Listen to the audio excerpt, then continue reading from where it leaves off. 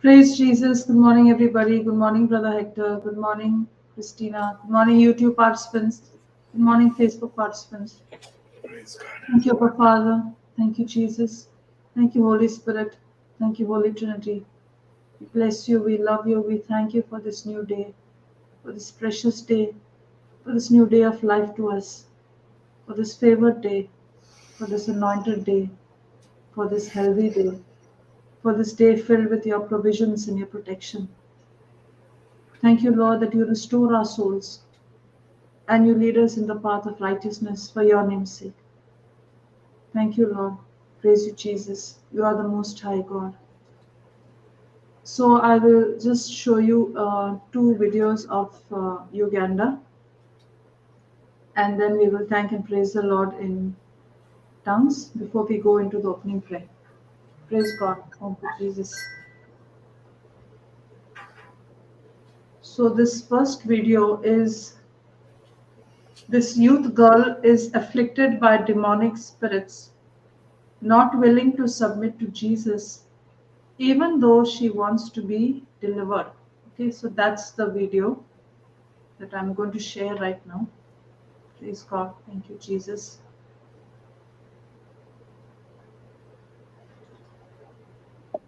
Let her go. Let her deliver. Man, give it one. Go on, baby. We got to help them. Where can one go on the Kawoni? We got to open the mouth and say. You can sing your favorite song the whole day. If you want them set free, let us repeat the scriptures.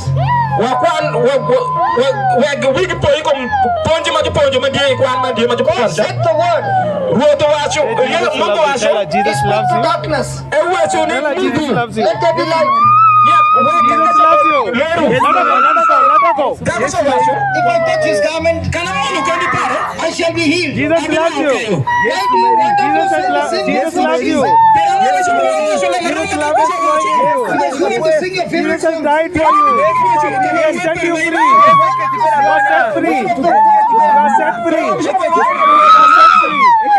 are set free. You are set free. You are set free. You are set free. You are set free. You are delivered. You are healed.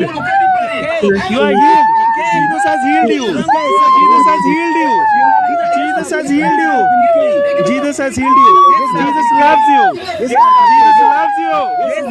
Jesus loves you. Jesus loves you. Jesus loves you.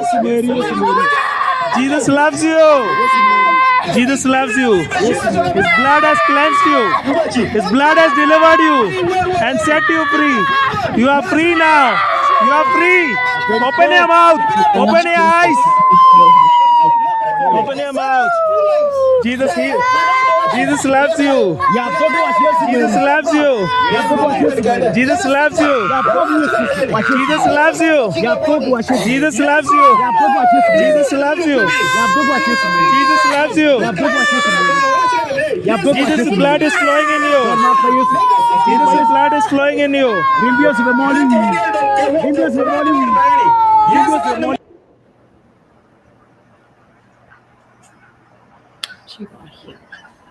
Praise God. Thank you, Jesus. I'll just share the next one. Praise God. Thank you, Jesus.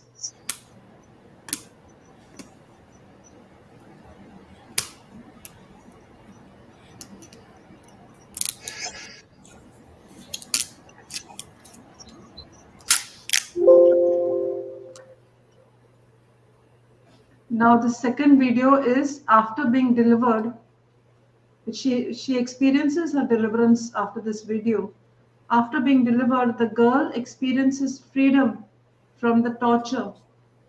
She has been told the lies of the devil that she would die. And she's keeping on saying, I don't want to die.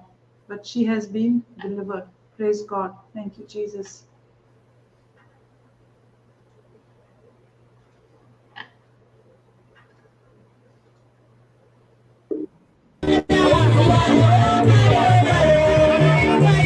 Don't have to get up.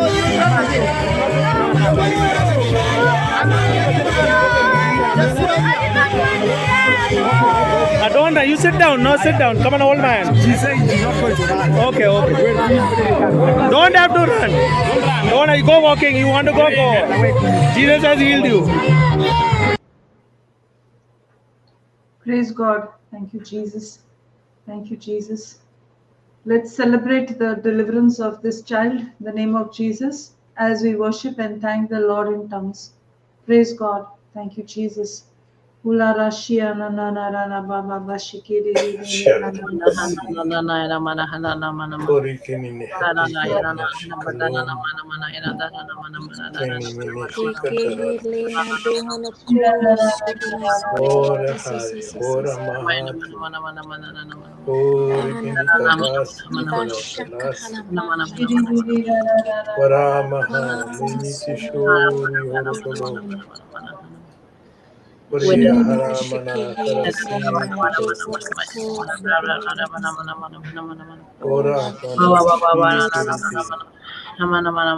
Shoti hara latal basi karom hati parapapas. Trimini trimini moshikaral Shikori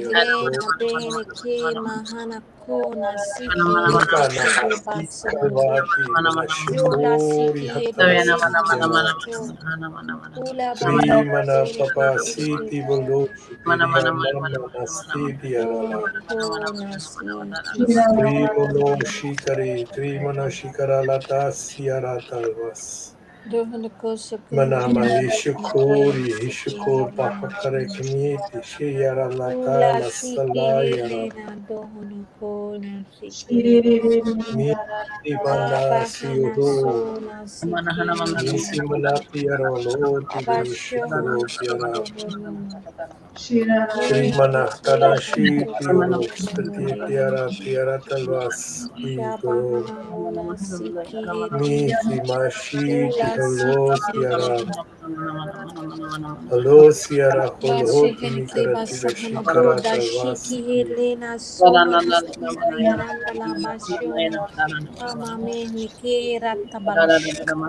Alva Temana Shoti Barahi Alvas Miti Bashukuri Mishikaradas Nishikoivori Atalmas Tikalaya Tiriarala Trimanafu Trimanashitioro Dia Paparas Tikalva Diarastala Hai Karmana Stoti Tiarala Tiara Mama Stikalo Masi Tiarata Shukurum Masi Karatila Shikaretiara Manasti O Mahati Shoti Liasti Tiarala Yako Mahati Shikaretiara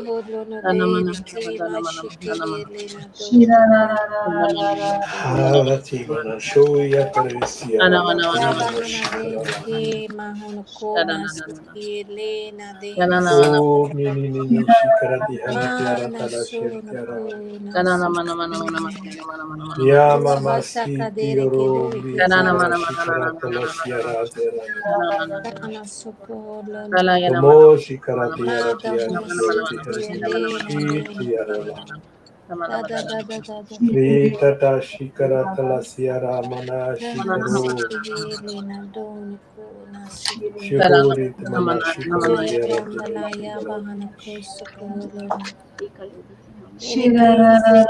Mahati Shukuruti Shikarala Siara Treatment Shishal Maki Siti Olamati Tiara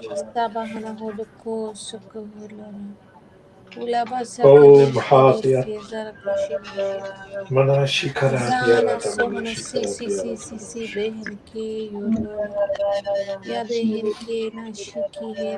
Oh Maniti Shikarata Siara Nama Oh Maha Hara Yaramana Masuri Tihish Karatala Siara Holy Haratama Shiti Aratosi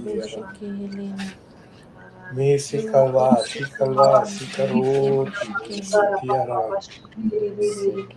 Baby Thank you, mini Abba shikuroti Father. hala. Thank you, Jesus. Thank you, Holy Spirit. Praise God. Hallelujah. Thank you, Jesus. Hallelujah. Praise God. Thank you, Jesus. Thank you, Jesus. In the name of the Father, the Son, and the Holy Spirit. Amen. Praise God. Thank you, Jesus. Thank you, Lord, that this is a new and a brand new day, a new time that we have come to spend with you, Lord. Thank you, Jesus, that you have brought us into your great presence this morning. And we enter your courts, Father, with thanksgiving and praise. And you are so good, Father. Excellent is your name. Let everything that has breath praise the Lord. So here we are, Father, praising you and your holy name. You are worthy of every praise, Lord. Hallelujah. We are ready for you this morning, Lord, to manifest your glory and experience the supernatural. As the word goes deep down inside of our hearts. Today's session is of solution and power, and we receive all that you are teaching us this morning, Holy Spirit, in faith and in the name of Jesus. Indeed, my God shall do exceedingly and abundantly all that you can ask and imagine, and we believe this in Jesus' name. We thank you, Jesus, that we could not be here, Lord, without your grace. And we thank you, Father, for your love, mercy, and compassion. Thank you, Jesus. Thank you for your word and the powerful teaching that we are receiving on the parable of the sower and the seed. The word, Lord, that washes us and cleanses us. Open our spiritual eyes and ears to receive your word. And we truly know, Lord, that without you, Spirit of God, we cannot make it at all. Indeed, this year we have started with you, Spirit of God, and we will also finish strong with you. We will be a vessel unto you, Lord, this year and beyond. Hallelujah. And as we continue, Father, this morning to intercede and pray for the Uganda crusade and the mission, Father, we also thank you for the great healings and deliverances of your people that we have just seen this morning, Lord. As deliverance, Lord, is the children's bread, and we thank you, Father, for these great manifestations. And we are going to see more and more signs and wonders. And we pray for more than anything else, Father, that they are touched, their lives are changed and transformed by the renewing of their minds. Lord, there's a complete change from inside out, Lord. And they know you like never before. Their lives are changed. They have received you and made you as their Lord and Savior. Thank you, Jesus. We continue to pray for the divine protection of Papa, Brother Linton, the entire team, and each one of them. And for them truly, Lord, to know you and receive you, Lord, and let the word go deep down inside of them, taking root. Thank you, Jesus. Thank you, Lord. Thank you, Jesus. No weapon, I say no weapon, no weapon, no weapon, no weapon formed against them or any of your children while you're on earth will prosper in the name of Jesus. Thank you, Jesus. Thank you, Lord. Thank you, Father. Thank you, Son. Thank you, Holy Spirit. In your glorious and mighty name, Father, We give it all up to you. You are indeed a good God. We love you and we love you. Amen, amen, and amen. Thank you, Jesus. Thank you, Jesus. Thank you, Thank you, Amen. Jesus. Jesus. Praise God. Amen and amen. Thank you, Jesus. Praise Thank you, you, Lord. Lord. Thank you, Hallelujah. Jesus. Praise God. Thank you, Jesus. Praise God. Sister, can we go to the parable in Mark chapter 4, verse 3 to 8? Yesterday, we were actually doing the recap, and the discussion started with Papa, praise Jesus, the Holy Spirit corrected me in James 1 2. But that he carried on the teaching of the sower of the seed. Praise Jesus. Mark 4, verse. 3 to 8. Yeah, he did not break down any specific yesterday. We read the whole parable again yesterday. Yeah, because we had not read it any time, so we decided to read it yesterday so that we get understanding of that. Praise Okay. God. Thank you, Jesus. So, what do you want us to read today, Doctor? Let's do again 3 to 8, at least KJV. Okay. 3 Thank to you. 8. Yes, sister. Praise God. Brother Hector, go ahead. Praise God. Thank you, Jesus. Hallelujah. Hearken, behold, there went out a sower, and it came to pass as he sowed, some fell on the wayside, and the fowls of the air came and devoured it up. And some fell on stony ground, where it had not much earth, and immediately it sprang up, because it had no depth of earth.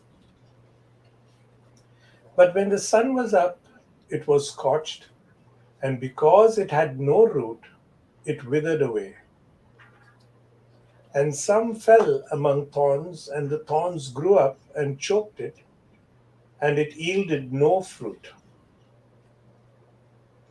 And other fell on good ground, and did yield fruit that sprang up and increased, and brought forth some 30, and some 60, and some 100.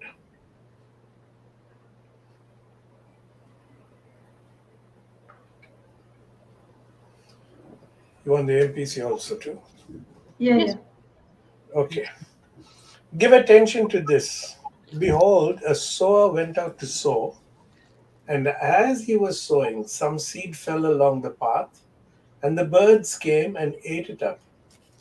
Other seed of the ground of the same kind fell on ground full of rocks, where it had not much soil, and at once it sprang up, because it had no depth of soil.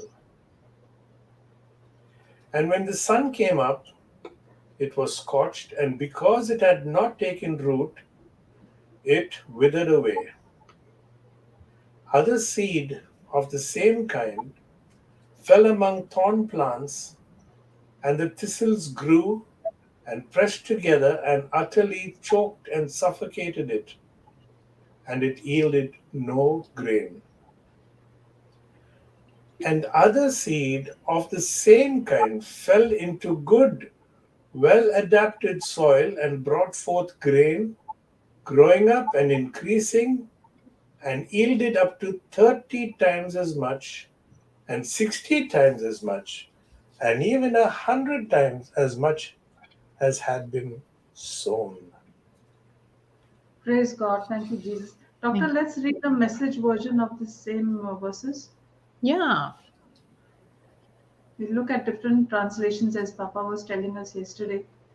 Let's look at what message says. Yes, brother, go ahead. Listen, what do you make of this? A farmer planted seed, and as he scattered the seed, some of it fell on the road and birds ate it. Some fell in the gravel. It sprouted quickly, but didn't put down roots. So when the sun came up, it withered just as quickly. Some fell in the weeds, and as it came up, It was strangled among the weeds, and nothing came of it. Some fell on good earth and came up with a flourish, producing a harvest exceeding his wildest dreams. Praise God. Thank you, Jesus. Let's look at TPT and then, Doctor, you can go ahead. Praise Jesus. Thank you, Holy Spirit. Consider this. A farmer went out to sow seeds. As he cast his seed, some of it fell along the beaten path, and soon the birds came and ate it. Other seeds fell onto gravel with no topsoil, and the seeds quickly sprouted since the soil had no depth. But when the days grew hot, the sprouts were scorched and withered because they had insufficient roots. Other seeds fell among the thorns, so when the seeds sprouted, so did the thorns, crowding out the young plants so that they could produce no grain. But some of the seeds fell onto good, rich soil that kept producing a good harvest. Some yielded 30, some 60, and some even 100 times as much as was planted. Praise God. Thank you, Jesus. Thank you, God, Jesus. thank you, Jesus. Praise Thank you, Jesus. So the previous day we were doing a recap based on the sower and the seed. The focus was on the soil quality. But I'm pretty sure that the panel will agree with me that yesterday the whole teaching was about the sower. And Papa was calling our attention to the fact that the sower is the one who is doing a sorrowful job because he's going alone and he's investing his time. And the sower job is not constructive, not destructive. He's not there to remove any plant. He is just going in there to put the seeds. Now, when the reapers come, they're never alone. There can be many of them, but the sower is usually always alone. And there was something very important that he said to us yesterday. When you're concentrating on sowing the seeds, you got to understand that, as the parable is saying here, some seeds are gonna fall in soils that are not gonna produce any fruit, and not gonna give you any harvest. And some others are gonna give you 30, 60, 100%. But what was very important yesterday was for us to understand that as a sower, it's not your job to change the soil of others. Papa gave us an example and said, if you go to a nursery and you buy a couple of seeds, let's say you want to plant cucumbers, you want to have a very good harvest. So you're going to prepare your soil and you're going to put manure on it and you're going to move it and you're going to get the weeds out and you're going to put the seeds and you're going to water it and you're going to fertilize it. But when you are the sower, you don't do that job for the other soil. The owners of the other soil have to do that job. They have to labor their soil. The job of the sower is to go and scatter the seeds. And then we don't know. We know not how are they going to grow. But we do know that the potential of the sower is great in the kingdom of God. It's very high. Because he also gave us an example yesterday of the woman at the well. Look at her. She went after receiving the holy thing, after receiving the Lord, and she went and scattered the seeds.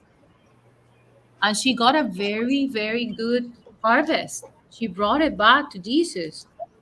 But you don't find the parable saying that she sat there to convince them. She only went and gave them the word. She said, I have found the Messiah. She gave them the word, she gave them the seed, and the whole village was converted. So even though in the past this village was so called to be outcast. This is talking about now the condition of the heart of these people that were able to receive this declaration, get converted, and come to see Jesus. Come to Jesus. We were also talking about yesterday of the thousand of people that Jesus fed. But after he fed them, they were satisfied and they went away. They did receive the seed, but didn't produce the harvest. And the harvest, we know, is to become a disciple, so that now you can carry the seed that is inside of the fruit and you can go and give it to others. But the teaching was around helping us to understand that as a sower, you also have to have a set of skills, and you have to grow. You have to grow and mature. You have to keep developing your techniques. You have to have a set of knowledge and know when is the right time to do the seeding, when is the right time to do the reaping. Papa gave us an example yesterday. He said, whoever wants to work with rice, they know they have to start in the season where it's rain, because the harvest have to be got when there is high temperatures. If there is heavy rain when the harvest is ready, the whole crop will get damaged. So the sower has to have knowledge of the right season as well. The knowledge is the what is going to help the sower to understand, for example, the different types of soil that a certain seed needs. And it's only when we see that the water is coming that we see those seeds that have been planted sprouting. But when we're seeding, in the case of being a disciple, which the class was directed, or the teaching I felt was directed to us yesterday, when you are seeding, you know that while you're seeding, your soil is being changed, because what you're teaching is influencing you as well. You know the word is effective and sharp as a double-edged sword. So whatever it is that you're preaching, you're also studying, and it's the Holy Spirit who is taking control over the session, like Sister Christina was just saying in at the opening prayer. And we see how is that the sower is getting changed. It's getting changed, and that's what Papa was referring. You can work on changing the nature of your own soil, but you are not the one who is to judge and is to measure the change of the soil of other people. You are to give them the seed, and that's your job. And that's why sometimes we see also sowing as a sort of a process. You go there with your faith, and especially sometimes you sow and you help people, but your harvest is not going to come actually from where you're sowing. The Lord is going to give you a different harvest somewhere else. But for sure, you know that when you're sowing, you're getting the harvest. But then yesterday, Papa was also explaining to us that when you have the right seed, the harvest with the right soil will always produce a good fruit. And Papa was explaining again to us that the nature of the seed is always pure and is always perfect, because the seed is coming from Jesus. The seed is coming from Jesus, and it's Jesus. So we're seeing in the parable that Jesus is saying that God went to sow the seed. And when he was doing that on his disciples, maybe the heart condition of the disciples was not ready until the day that they received the Holy Spirit. The 120 received the Holy Spirit, and that was another calling yesterday, when he said lots of them were called, very few were chosen, because very few decided to follow. Very few decided to make the necessary correction in their life. So the sower is a very important man in the kingdom, because it's Jesus who is calling us to imitate him. That you have to go and give the good news. You have to go and preach. But you also are going to have to mature and develop faith through this process. Sometimes there are going to be disappointments, because disappointments and oppositions, we know, are going all the time, are going to come. They're going to come. And all that you have to do is to take the necessary steps to mature, to change your soul, your own soil. So you put manure, you make sure there is enough water. You will experience anxiety sometimes. But to get rid of that anxiety, you have to be, your faith will be tested. And when your faith gets tested, you will develop patience. And the day will come when the harvest is ready and you will celebrate. And then you won't ever be alone again, getting the harvest into their own depository, into the places that they have to move. But I believe, and I'm going to just stop here and open this to discussion, because I think yesterday each one of us got a very beautiful message. But Papa was giving us a couple of questions that were directed to us. What kind of sower are you? How much are you growing and making sure you are developing more skills by coming and not only listening the word of God and being a doer, but being observant, that whenever it is that there is a weed growing, you go and pull it out.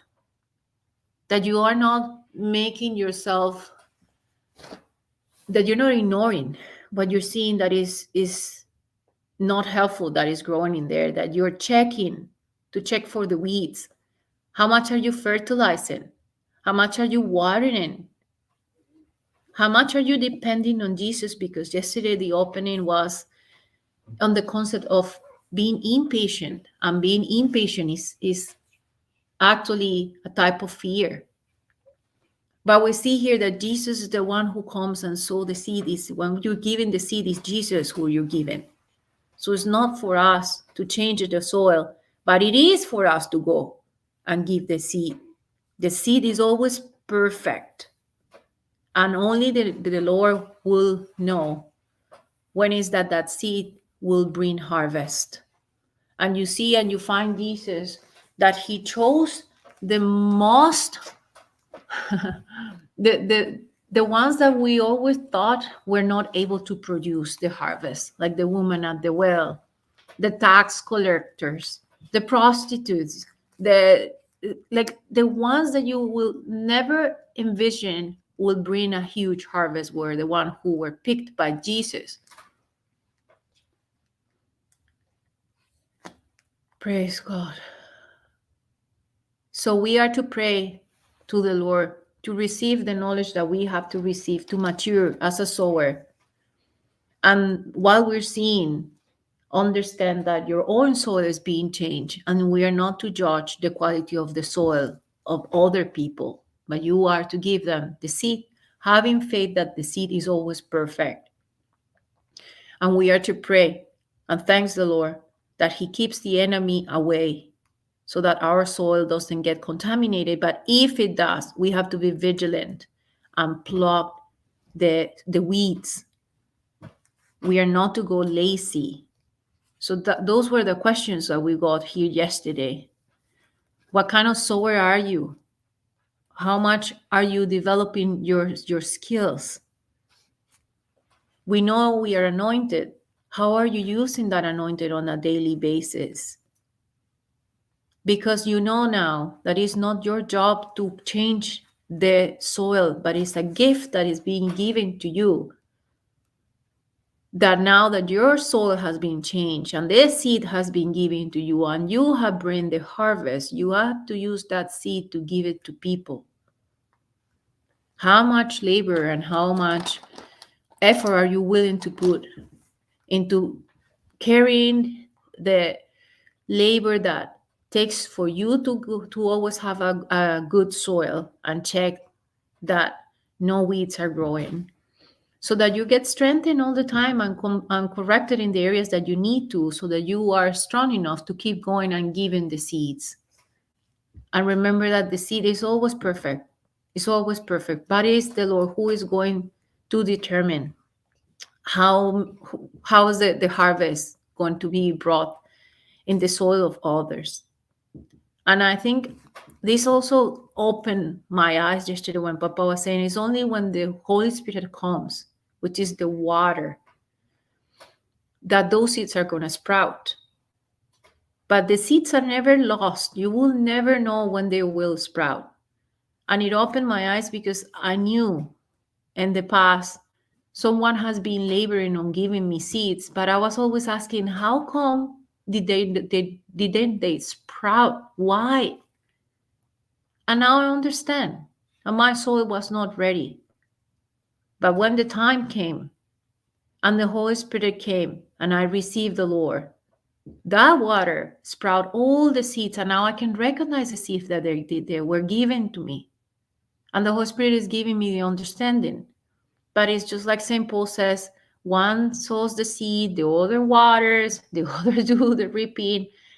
But it's our job only is to go out and give the seeds, because you will never know when only one seed will convert the life of only one person, and that person will become a magnificent disciple and bring a whole village like the woman at the well. I believe this teaching was directed to yesterday, was completely directed to Sower, and to pay attention. How is your own soil quality? And to understand that your job is not always that you have a sorrowful job because you're putting your own resources, but the harvest is always going to come. You don't know when and you don't know how the seed is going to sprout. Praise Jesus. Praise Jesus. Good morning, Papa. Praise Good God. morning, Thank Papa. you, Jesus. Praise Jesus. Good morning. Good morning. Good morning. Praise God. Thank you, Jesus. Good morning. Praise God. Praise Yeah, God. continue, doctor. Yes, Papa. So we were going to open it into a little bit of discussion, because we were talking about the fact that the previous day we were discussing the quality of the soil, which was the heart condition. But then yesterday, the Holy Spirit took us into the qualities that the sower has to have.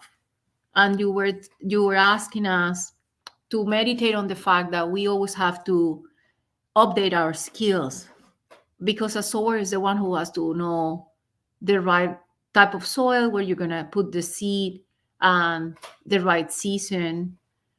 But what it was very crucial that you gave us yesterday too is that we have to understand that the work of the sower is not to go and work the soils of others, but to scatter the seeds, to give them the seeds. And while you're on this job as a disciple, which is doing what Jesus did and what he is calling us to do, to go and give the seeds, you will notice that your own soil is getting changed. And when it's getting changed, you have to labor on it. You have to manure, you have to put manure, you have to put water. You have to be very vigilant not to ignore the weeds that are growing. And in the way you're getting strengthened. So this process of being a sower matures you. It gets you to grow.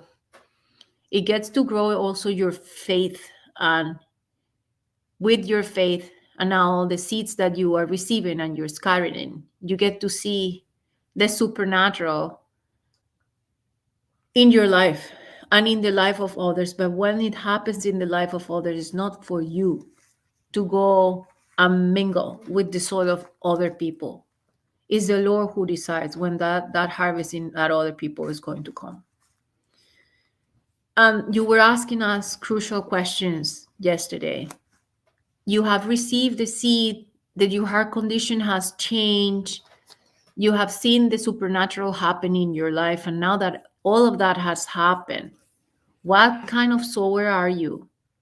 Are you using the blessings that you have to go and keep growing your skills and give the seeds to others?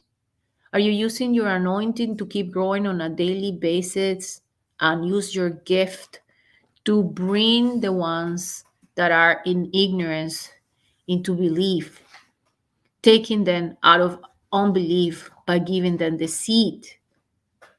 How much labor are you willing to put? Or have you become lazy after you receive the seed and your soil has been transformed and now you have the fruit in your hands? Have you become lazy?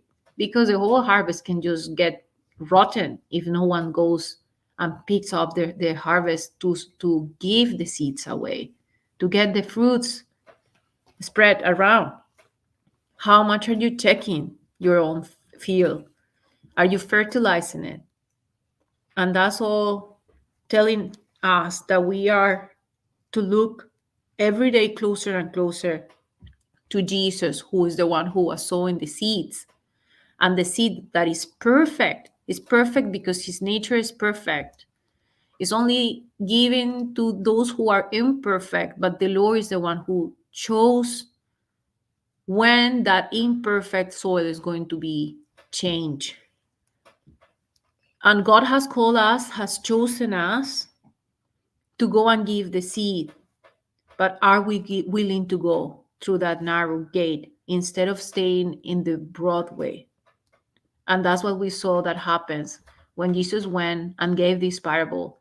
Only few of them came back for more clarification on when Jesus fed the multitude. Only few came back with the harvest. Praise Jesus. Thank you, Holy Spirit. So I was inviting anyone else, like Brother Hector was giving amazing commentaries yesterday. The same thing with CJ. Do you want them to contribute or you do want to teach first, Papa? Praise Jesus. Thank you, Holy Spirit.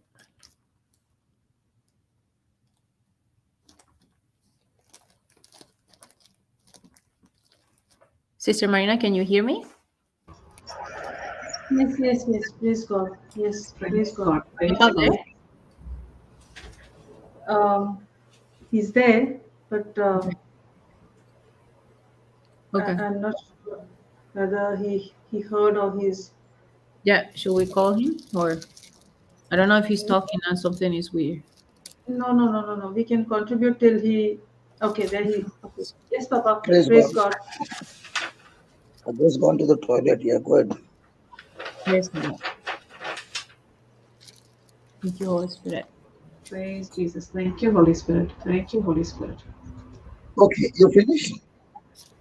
Yes, Papa. I was just asking you if you want anyone else to contribute as well, or you want to teach first.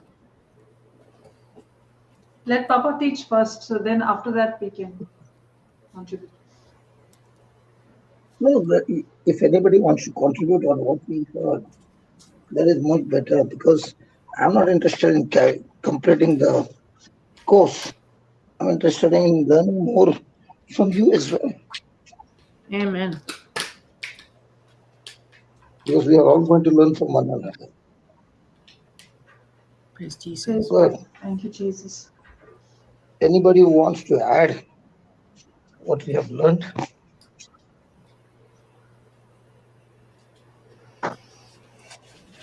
What I can gather from the teachings and also from the recaps is what is my question to myself is what is the purpose of this parable of the sower and the seed and the seed falling on good soil and the roadside, and what happens to those who have the good soil and the seed has sprouted there and it has grown. So what is this all compared to? When I was reading a little further, it says that Jesus told them that to you has been given the secrets of the kingdom of God.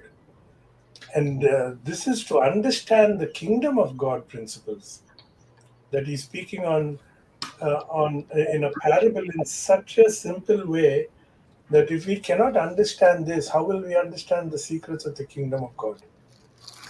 And this is where the sow and the seed comes in my life. I'm sharing my life, that someone dropped a seed in my soil. And soil has not been a really good prepared soil, but it's not to do with the soil anymore. Right now, it is the seed that somebody had sown in my life. And because that seed has been sown in my life, I can see a shoot coming up. It brings some interest in my life, and therefore I now start to prepare and remove those things that could hinder the growth of the seed. So for me, the first thing that has happened is that a seed fell in my life. In other words, I am so totally ignorant of all this that why should I bother about preparing a soil for what? If I have to prepare a soil, it means that I've got a plan to sow some seeds. But when I notice that a seed has fallen in the soil that has not been cared for, did not even realize that there is a potential in this soil, there is a potential, then I begin to take care of my soil. Then I begin to want more seeds to be sown in that soil. And that's where I come to know about the secret of the kingdom of God. Anything other than the growth of the seed, the growth of the plant, has to do with man. But the growing of the plant, of the seed, of the sapling, has to do with God. Only God makes it grow. And God will make it grow if He knows that I have got an interest in the soil, and if I am constantly pouring water in it and exposing it to the sunlight. That's how I understand this, because I believe that the sower is the one who is evangelizing, the one who is preaching. The seed is the word of God. Yes, He gives the word of God. That is why I remember, I'll just share a small little thing. I remember years ago when I first joined the charismatic renewal, the bishop of, back home in India, the bishop of Pune, I think his name was Valerian D'Souza in those days. He gave, at a convention, he gave us a little homily, and he was talking about how in those days we were not at all interested or aware of something called a homily or a sermon.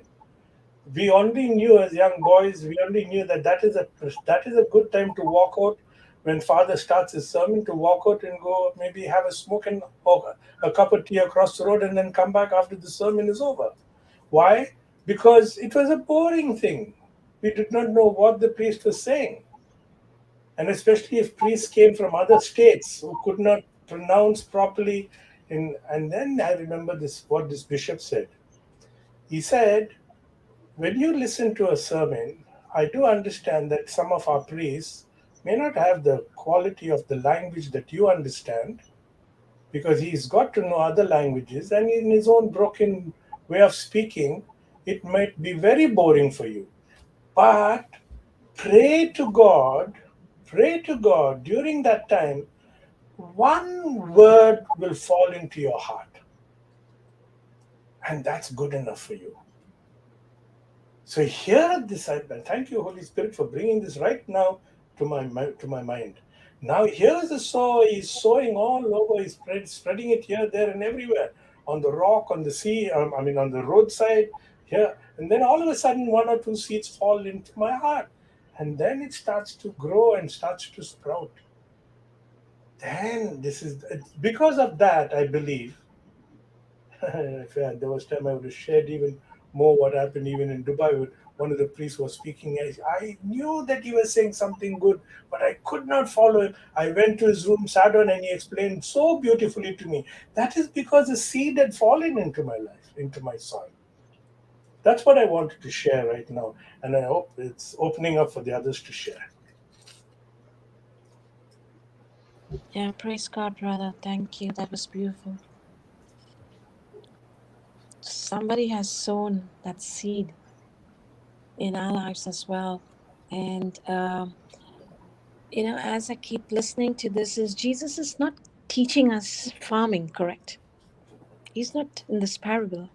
He's not teaching us farming, but he's using the physical realm to teach us the spiritual secrets, isn't it, brother? Praise God. He's using the principles of farming, yeah. Yeah, yeah. He's not teaching us farming here, No. and he's using these things, which is now we know the principles of the physical realm of farming, and that's where now we are applying it. He's showing us how the spiritual realm and the secrets in the spiritual work, and how it is getting revealed in layers and layers and layers through this foundational parable, which is so very beautiful. And as we are, we all of us have heard the sower and the seed, and as Papa said, it's so different as compared to what the sower and the seed of Papa teaching us earlier, and in the CDs that we all keep listening to even now, and what we are learning now. Now we are getting, so much more greater understanding of it. Praise God. Praise God. Thank you, Jesus. Yeah. Sister Christina, you brought up a very good point, and I really like that. But as you said, he's not teaching us farming. Yes. But when Jesus, the thing is, when Jesus spoke about this parable, he spoke it in connection with what the people were acquainted with in those days. Correct. Their lives were more agricultural. Yes. So when he spoke about sowing a seed and how it grows and all that, he got their attention. Today, someone talks parables that draws our attention because we love tandooris. Praise God. Absolutely. Hallelujah. So parables are spoken to bring out the point about the kingdom of God, yes, with the interest that people will show from what is being spoken. Amen. He's Yes. drawn our attention to it. We Yes. all know what comes out from a tandoori oven, the smell and everything, and the marination and everything. And that Yes. draws our attention. Likewise, those people were agricultural lot. They did not have what you call factories and all these kind of things, isn't it? In those days, Absolutely. it was mostly fishing and agriculture. That is why he called fishermen.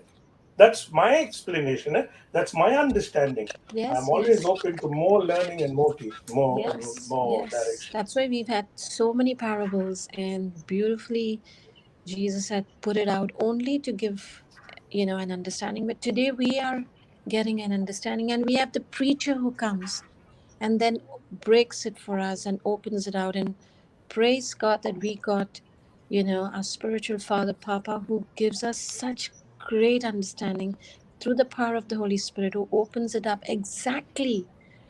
Without that, we would have not got this understanding, and it's all the Holy Spirit. So it's really opening up our minds. And once we get the understanding, because it's all about understanding the Word of God. And then, absolutely. yes, and that's how today we know our Jesus. We know the true Christ that we are all working towards for him, for the purpose that he came here and he's handed over the baton. Like Papa spoke yesterday about the 12 disciples. Look at who are the ones that he chose. The ones the most simple disciples, the 12, and they went through the entire sewing process, where they had to learn.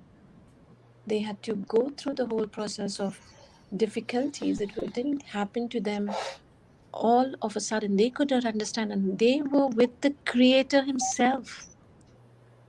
And he had to keep teaching them, and they are the ones who came back and were asking questions. And so yesterday, this thing was unveiled for me. I got a huge revelation that, it is not my duty to go and change the soil, but it is, how much, sowers are we making, which is the disciples, through what we have now. Our job is only to go and sow. And, the rest is the person who has received it. He or she has to labor.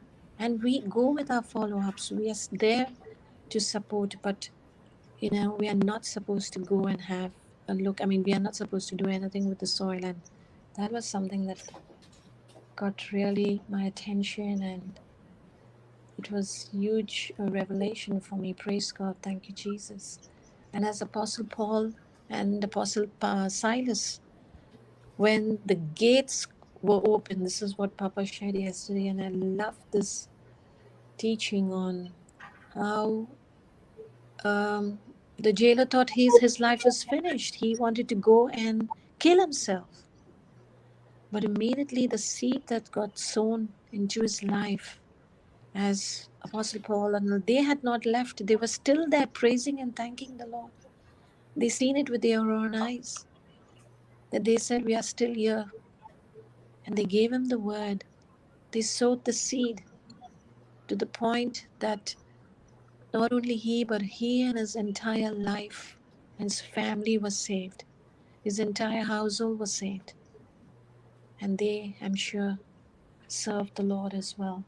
So, yeah, we learned so much yesterday, where today so many catalysts and evangelists are being, raised and taking the entire pattern forward. And we are there, one of us, carrying the mark. And how do we get there? We continue to tilt our soil, putting in the manure, the fertilization. I love that, because we all come to a point, we have to continue to grow, we have to continue to upgrade ourselves, to advance forward in this kingdom, to get our skills sharper, because the enemy already knows the entire scenario of the world. He knows it. So we have to get sharpen our skills, our knowledge, upgrade ourselves. This is exactly what happens in the physical world when we are in companies. If we are not,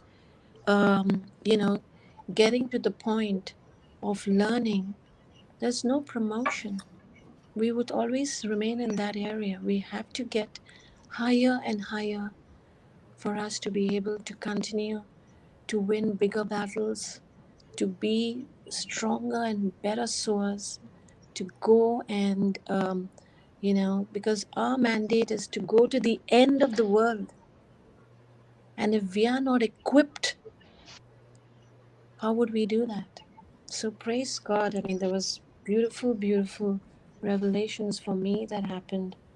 And Papa also discussed about a person he's seen who was putting packets of plants into a plastic, small, and he was not stepping out. He was doing it all within that area that he was in.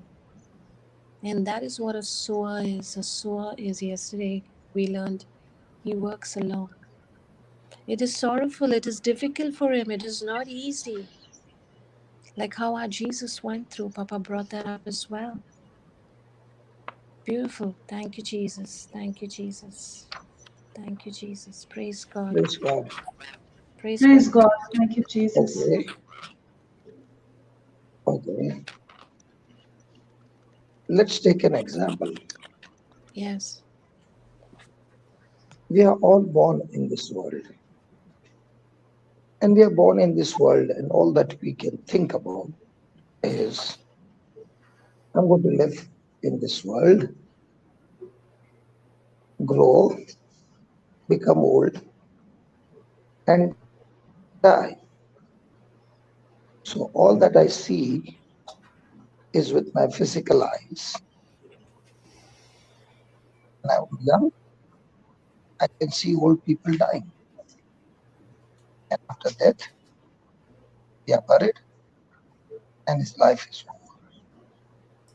That's all we can see with our physical eyes. But Jesus came that God created man in his own likeness and image, to live forever without sickness or disease. Created this man to live a perfect life in perfect love and harmony. He was supposed to receive love from God and share this love to all creation. That is God's original plan. We know that man disobeyed, and because of disobedience, corruption came into the world. And when corruption came into the world, it blinded our spiritual senses. And therefore, in this world, people live in this world to get victory in this world, get prosperous in this world, not knowing that the system that they use in the world is only going to create for them a life which they think is happy and joyful, is actually leading them to hell. Now, who would come and tell man about a life which is a supernatural life after his death? Somebody had to come. And who else came? Jesus came, the Creator, God, to tell people that there is a kingdom which is unseen, which is the real kingdom, which is the very purpose why God created you and me. And this kingdom is invisible. But this kingdom is so real that you can have the joy, the presence, the taste of the kingdom right here on earth. Because when God created man, He created man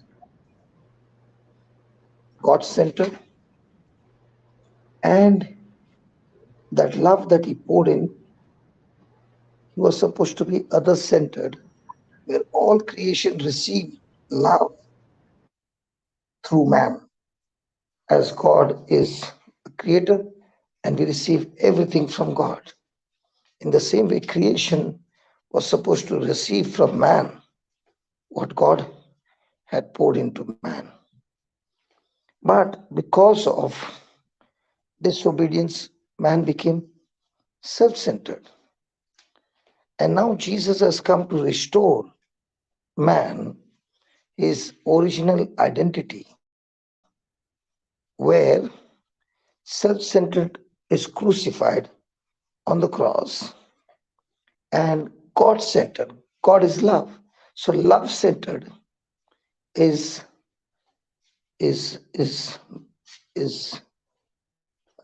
manifested, or Jesus is teaching about love center, which is the real original life of man when he was created. So Jesus said, I've come to establish my kingdom. What does that mean? He's saying man is blinded with self-centeredness, and that's all he thinks. I have to fight, destroy others to get power, authority, and all kinds of resources that is in this world.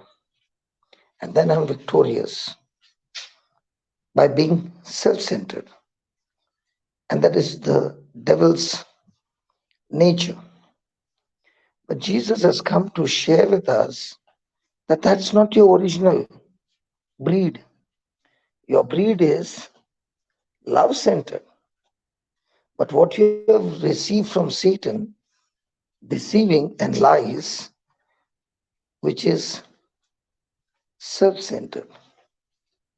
So when Jesus came and shared about his kingdom is not natural, it is spiritual, it is invisible. But it is so real there that unless a person is educated about that kingdom, the person will never be able to experience this kingdom. And this kingdom, which is selfless or full of God kind of love, is the real joy, the real happiness, the real riches, the real treasure, where man enjoys through the truth. And this kingdom starts here on earth. And even if the body is dead, the spirit and soul still continues to live in that kingdom that man has made a choice on this earth. So the real treasure is the kingdom of God. But when you see with your senses, you can't see the kingdom of God. You can see this kingdom of this world. And that's why there are fights, there are quarrels, there are hatred, there is all that to establish my place in the kingdom of the world. So unless I know who I am, what is my identity? Is my identity myself in this world? Then I live to bring glory to my identity in a selfish way. But if my identity is in Christ, then I'm dead to this world, alive to the kingdom of God. Who am I? What is my identity? Why am I here? Why am I here on this earth? And what is my purpose in this world?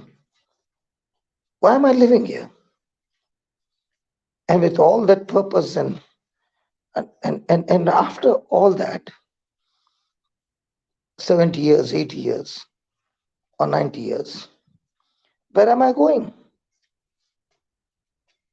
What is my final destination? In the world, it looks like my final destination is going back to the earth, where I will be buried. But not knowing the selfish life that I've lived decides where I'm going to live for eternity, in heaven or in hell. That is blind. And that's why Satan has blinded the people of this world, so that they live and fight for their place and identity and their destination, how much wealth I gather, how much treasure I gather before I die. And the treasure that man is interested in is the treasure of the world. But when Jesus came and shared with the disciples, he shared about his kingdom, which they did not understand. They thought he's going to overthrow the Romans, establish his kingdom, and we will have a beautiful position in Jesus' kingdom, which is physical. And it was only after the death, burial, and resurrection of Jesus that they understood that the person who lives a perfect life, even if this world has to kill his body, he cannot die. Because the reason a person dies is because of sin. So here is the kingdom of the world, which blinds man to ever know that there is a kingdom of God, which will give you the true purpose, the true peace, the true joy that a person has never tasted or experienced in his life, as long as he's seeking the pleasure and the entertainment of this world. So when Jesus shared with the disciples, Peter, for example, said, what I dreamt, what I desired for is all over. So let me go back to the kingdom of the world. So let me go back fishing. And when Jesus said, do you love me? Peter said, yes. More than the fishes that you caught right now, when I told you lower the nets. He said, yes. And Jesus said, if you really love me, then don't go back to that world. Go to the kingdom that I've established. And you want to have a position? Your position will be to gather the treasures of heaven. You are a leader. You are the Peter, the Petros. Go and feed my lamb.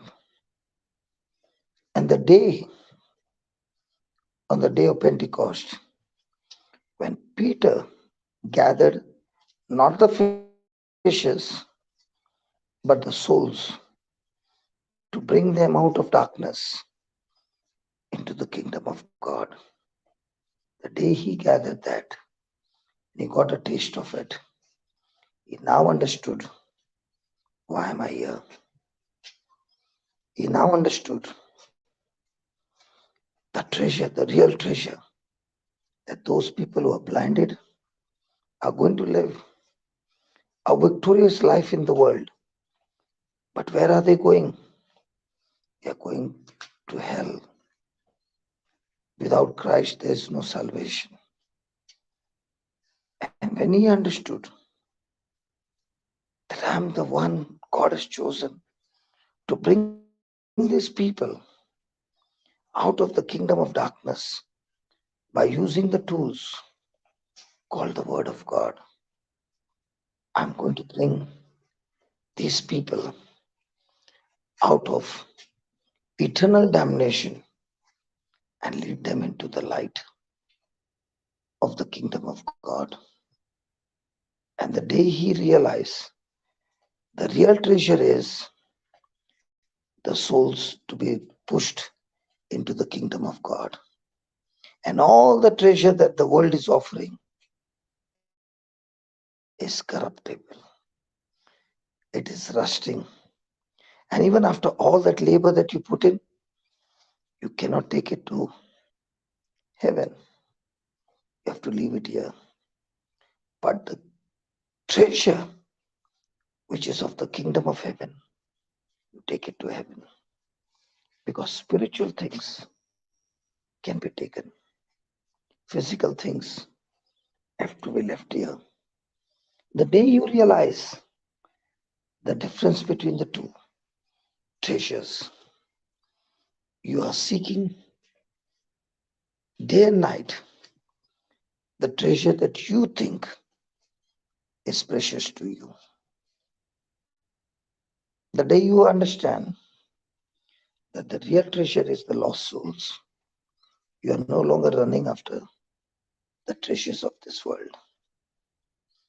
You are using the resources to establish the tools that you need to gather the souls.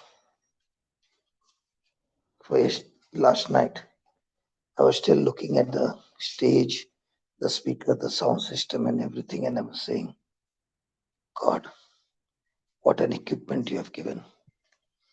On this mountain, it goes up to 3 kilometers and 4 kilometers, the sound absolutely clear. So even if a person is not coming, the gospel is coming to his ears right there, sitting in his home. Thank you, Lord. Wow. These speakers are wonderful. But at the same time, thank you, Lord, for the internet connection. That even if a person is not able to come to church, we are able to give them the truth right into their homes, right into their cars, right into their workplace. Lord, thank you so much. And when you really understand The kingdom of God that Jesus came to establish, it is the true happiness. And not only this true happiness is preparing us, working for us, the future glory, eternal glory. Let's go and see about the kingdom, a little glimpse what Paul is saying. 2 Corinthians 4 verse 16. So that we understand, if you really understand the kingdom, then you will be seeking day and night after the kingdom of God. If you don't understand the kingdom of God, then day and night you're working hard and very hard to establish the kingdom of the world. Your contribution day and night will be to the king to establish, to build up the kingdom of the world. Let me give you an example. We all know of a place called Dubai, glittering with all entertainment and all that. And thank God I've got Christina here who stays in Dubai for many years. Now, how many people are local people? 18%. How many people are from outside? 82%. Now, these 82% people who came from outside work day and night to get their dirhams. And they worked hard to establish all that you see in Dubai, leaving their own country. But in exchange, they got dirhams. Christina might be working for many years and she got good dirham, good money. But has she ever got citizenship in that country? Not at all. The day her job goes, she has to leave that country and go back. That is the kingdom of this world, making you work day and night, and in exchange, giving you the entertainment of this world. But the day you die, you're still dying, a citizen of this world.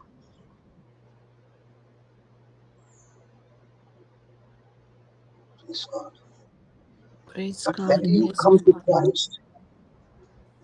Christ and receive Him as your Lord God and Savior, even though you did not work, He worked hard for you on the cross and destroyed all documents of yours and mine that led us to hell. We were citizens to go to hell, and Jesus destroyed the document with His blood, with His sacrifice on the cross, and He nailed it to the cross, so that now Satan was armed by Adam's disobedience, has been disarmed by Jesus' obedience, and He made a triumph victory over him, so that now you and I are free from the document that demanded punishment in hell.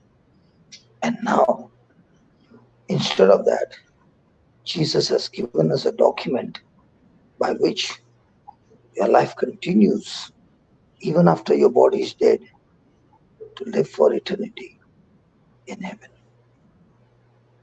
If I understand this truth, then day and night my eyes are longing for the treasures of heaven. And if I don't understand this truth, then I'm fighting with my fellow brother and sister to maintain the treasures of this world. And that is why I must first understand, why am I fighting? Why am I living? What is my desire? Is it the kingdom of this world, or is it the kingdom of heaven? And that is what you find in 2 Corinthians chapter 4 and verse number 16. If there is a therefore, let us go in front, please. There's a Yes, sir. therefore. So let us go in front. Here also there is 4. So Go in shall we front. go? Yeah. Yeah. Go ahead, Brother Hector. Knowing that, can you hear me? Yeah. Yes, yes. Knowing Yeah. that he which raised up the Lord Jesus shall raise up us also by Jesus, and shall present us with you. For all things are for your sakes, that the abundant grace might through the thanksgiving of many rebound to the glory of God. Redound. For which cause we faint not, but though our outward man perish, yet the inward man is renewed day by day. Go ahead, Papa. We Shall we just go to the stick next to the verse? verse 14. We went so fast. Let's stick to the verse 14. I'm stuck over there. Okay, okay. Knowing that he which raised up the Lord Jesus shall raise up us also by Jesus, and shall present us with you. Now that is enough. That's enough. That's enough. That's enough. We will be raised up with Jesus Jesus. after our death. So after getting that resurrection, where are we? In heaven or in hell? In his presence. Everybody is going to die. That is certain. But the decision where you want to live for eternity, you take that decision here. You can put that RIP, rest in peace. But if that person has never accepted Christ, even if you put RIP, how will he get RIP? It is another way of saying written if possible. Means you and I only have the lifespan where you have to make your decision where you want to spend your eternity. Christ was raised from the dead. Why? Because he had not committed sin, and only the wages of sin is death. And he was raised from the dead, has paid the price for every human being. But how many are willing to take the free citizenship that is offered by God through Christ, the citizenship of heaven? So if I am a genuine disciple of Christ, then I will also be raised. And that's what the Bible says, that he shall raise us up also with him. Praise God. Thank you, Jesus. Thank you, Praise Jesus. God. Thank you, Jesus. So if I understand that day and night I am working hard, work out your salvation, the word says, having understood the truth. Now don't change the track and go back and run the race of this world. But having changed the track, now you run the race that God has set for you. Paul, a Pharisee, a man with authority, a man with power, the man with fame, the man with citizenship of Romans, so much he had. But he realized that all that he has is going to end up in hell. When the Lord gave him the revelation, and he began to understand that there is a kingdom which I cannot see. But this is the real kingdom. This is the reality. This is the truth that God came and set man in the Garden of Eden. And now that Garden of Eden has been restored back by Jesus. And now the Garden of Eden is not outside. The Garden of Eden is inside his heart. And that is the parable. The kingdom of God is not outside. The kingdom of God is inside you. Amen. Amen. Amen. And having understood that the kingdom of heaven is inside, now you don't worship God in location. You don't worship God in Jerusalem or in Samaria or with external things. You worship God inside you in spirit and in truth.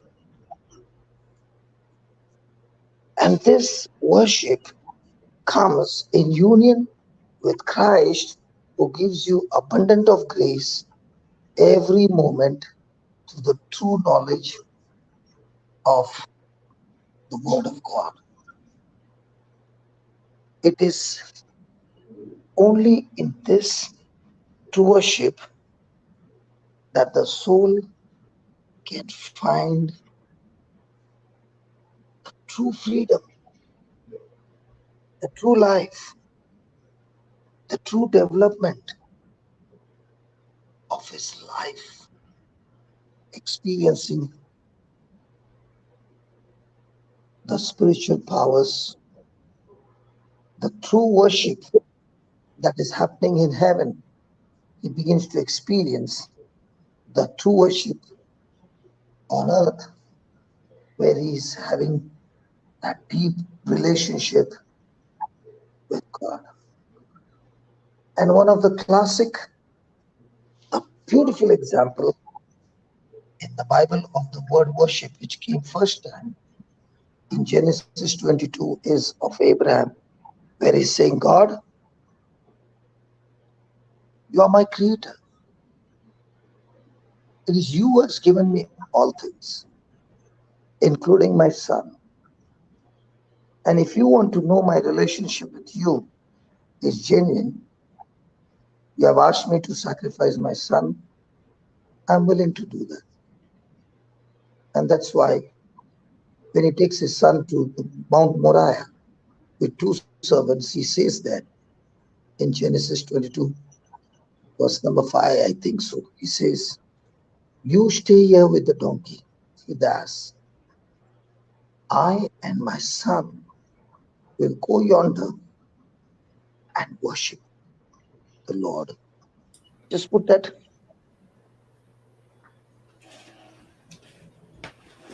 But the last words, brother, are best. And come again back to you. Worship and come back. Anyway, and Abraham said unto his young men. Yes. And Abraham said unto his young men, abide here with the ass, and I and the lad will go yonder and worship and come again to you. Praise God. What was that worship?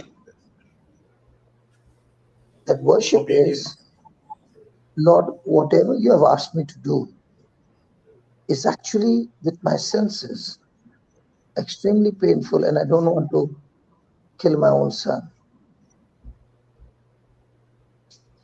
But if that is what you want, I'm ready to do that even for you. But at the same time, he's also saying to the servants, I will have a true worship of obedience to my God, and then I and my son will come back to you. Hey, hold on. You said you're going to kill your son. And when your son is dead, how will he come back? And that's where Abraham is talking about resurrection. even if I have to kill my son, God who has promised me that through his son, descendants will come. God is showing a symbol.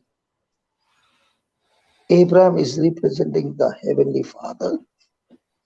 Isaac is representing Jesus. And if he's killed and he dies, God has to raise him up to create descendants which he promised. And that's what has happened to Christ. God gave his son who paid the price and the penalty for all of us. And he actually died. He really died. And God who has set these laws, in his law there is wages of sin is death. But a person who does not commit sin cannot die. So when Jesus died, he died our death. When he was buried, we were buried with him. We believe in him. And when God raised him from the dead, he raised us from the dead. New descendants, not from Adam and Eve, but new descendants from Jesus. And therefore we, the new descendants, are born again Christians, having the kingdom of heaven inside of us, having Christ inside of us. And therefore, all things are for your sake. Read that 15th verse again. The Fifth. 2 Corinthians 2 4:15. Corinthians 4. One minute. I'll go back. Just hold on. 15th or 14th? 14th verse. 14th we finished, no? Oh, you said again, so okay, we'll do 15 now. Okay, you read 14 and then we go for 15. 14 is what has happened. Knowing that he which raised up the Lord Jesus shall raise up us First, also. brother. That first word is okay. Knowing that first word he... is... No, hold on. First word is knowing. Yeah. Do I really know? Because if I don't know, then 15, 16, 17 and 18 will not work. Yep. If I really know the purpose for which Jesus came, if I know, that's why knowing that he which raised up the Lord Jesus shall raise up also by Jesus. Do I know that? What is the reason why Jesus came? He came to change us from sin nature to God nature. What we lost in the Garden of Eden has been perfectly restored back to us in our spirit. And the same Jesus shall present us before the Heavenly Father on the judgment day, where all documents against us has been nailed on the cross. If I know that, then for that, what I have received, all these things that are happening to me is happening for your sake. Paul is saying, if today I'm going through this affliction of being beaten up, being put in the prison, being punished, is only for one sake. The treasure that I have received, that same treasure I'm sharing with my fellow brothers and sisters who are Jews, who are walking in their own self-righteousness and not knowing God's righteousness, which is offered to them absolutely free, which they can receive by believing in Jesus as their Messiah.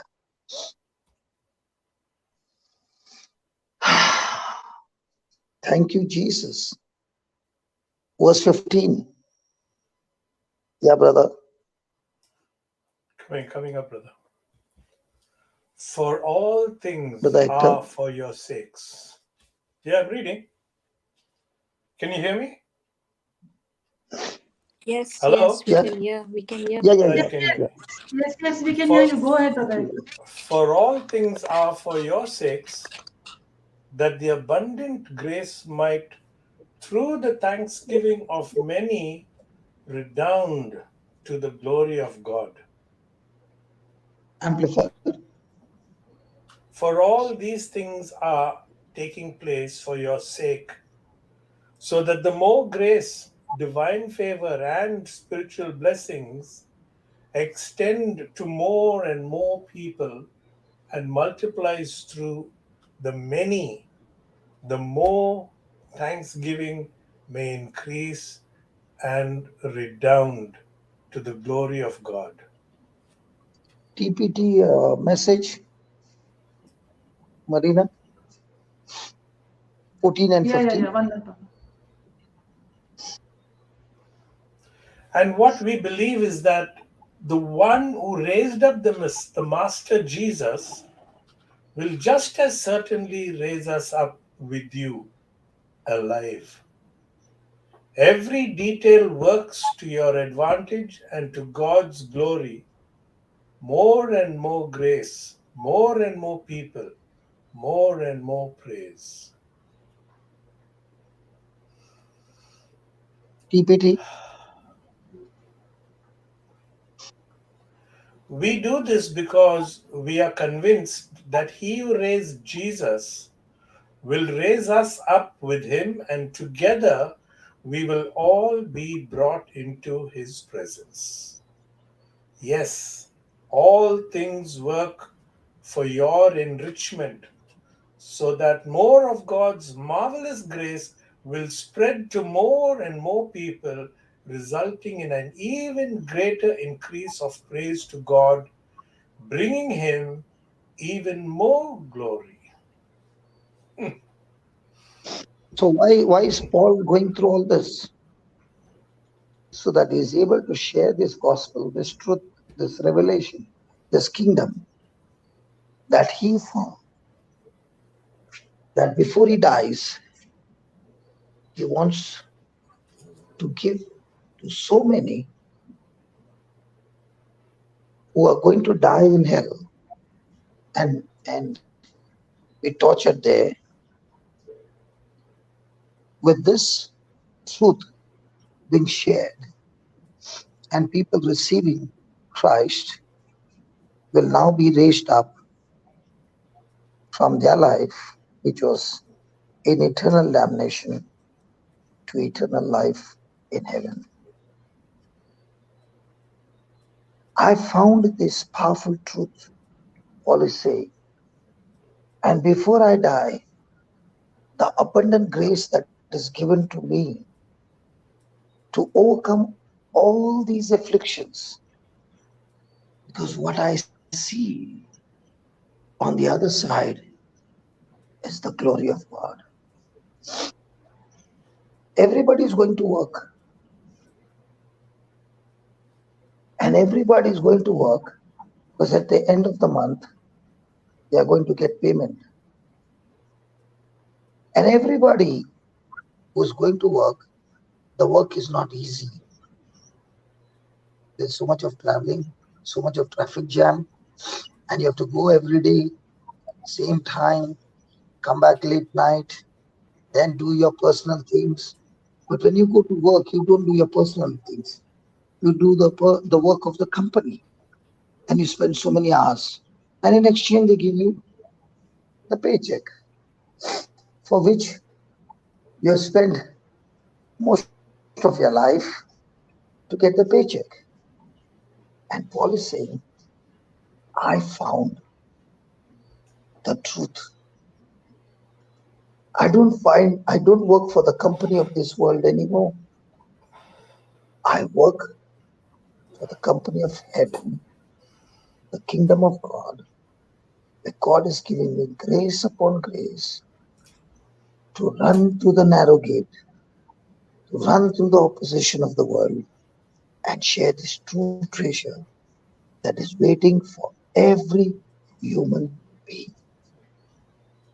And that is why, for your sake, that you could get the truth, what I received on the way to Damascus when I encountered Jesus, who spoke to me, I have taken that same revelation and I've come in and sharing it with you. And it's absolutely free. And that's why I'm ready to take all those beatings, because those beatings are going to touch my body. They are going to hurt my body.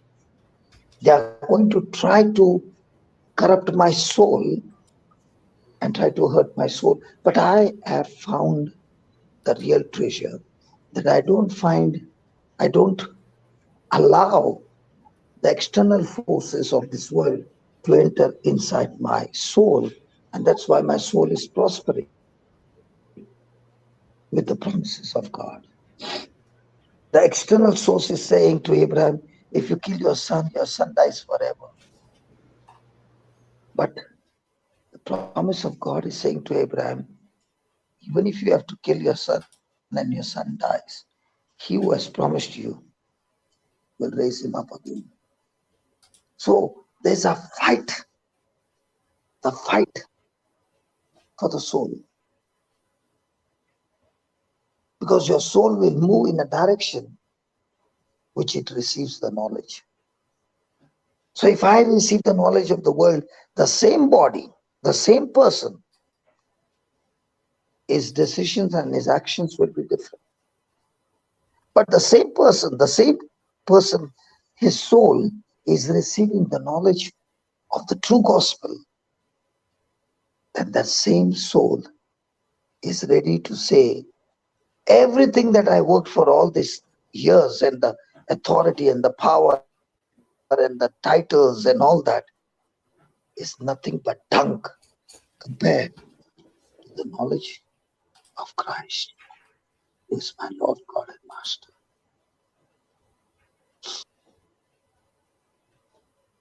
And that is why it comes to the 16th verse and he says, read the 16th verse.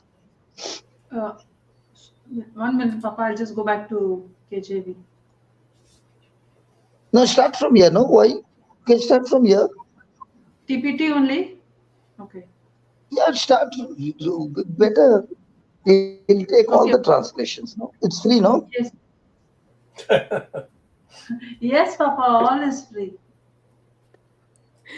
Yes. Praise God. Thank you, Jesus. So Thank you. no wonder we don't give up. For even though our outer person gradually wears out, our inner being is renewed every single day. Next translation. Massage. So we are not giving up. How could we? Even though on the outside it often looks like things are falling apart on us, on the inside, where God is making new life, not a day goes by without His unfolding grace. Wow. Go ahead.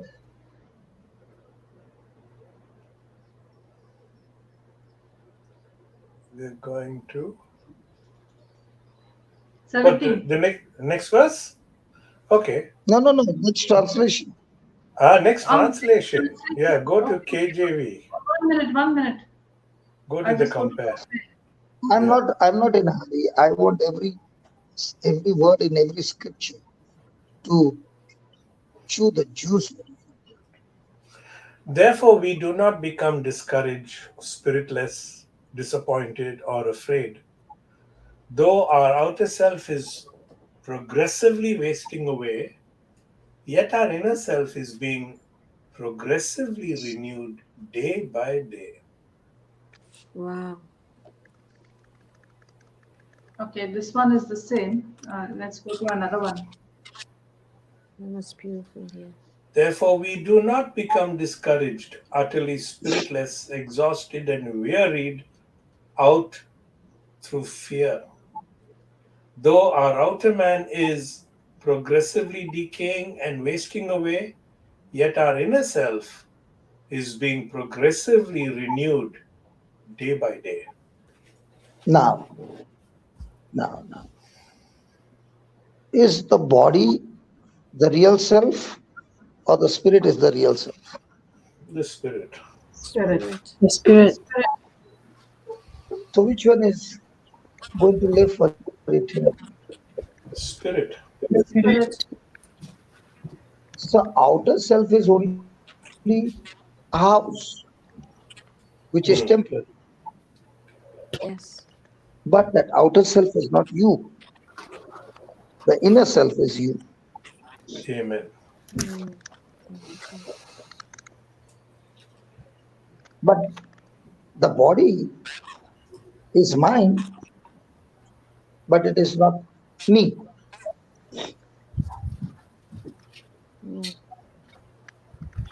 I can feel this body. Say that again, brother. Say that again. The body is mine, but not There is a me. disturbance. Not mine. I'll go out and come back again. I'll go out and come back He again. said the body is mine, But it's not me. but it's Not not me. me. Oh, okay. It is So not I thought me. he said mind. Okay. No. No, the body is mine. But it is not me. Perfect. Yes. Wow. This is a beautiful transition that we are going through. Beautiful. Thank you, Jesus. Yeah, Papa, go ahead. I said, man is a spirit. He has a soul where he thinks, feels, and makes decisions. And this spirit who has got a soul, he lives in a body. So my body is only a shell, outer shell. The seed has the outer shell and the seed. The outer shell is a covering, but when it sprouts, the outer shell separates from the seed and it is destroyed. So also of a man, the body is the outer shell. It's a part of the person, but it is not the person. In other words, I can feel this body, it is mine, but it is not me. So in the shell, inside of the shell, is the real seed. Praise God. So in the outer man, there is an inner man, the real person, who is dwelling inside the outer man. The issue is the inner man is invisible. Invisible to the eye of sense, the five senses. But in spite of that, he experiences love,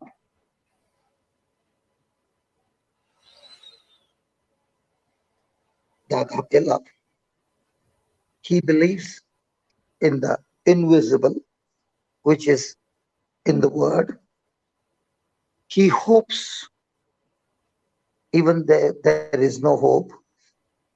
He makes decisions from the Word of God and accomplishes so much of supernatural things which the body cannot do. So Paul is saying, I've got two things. My body is physical, but I'm not physical, I'm spiritual.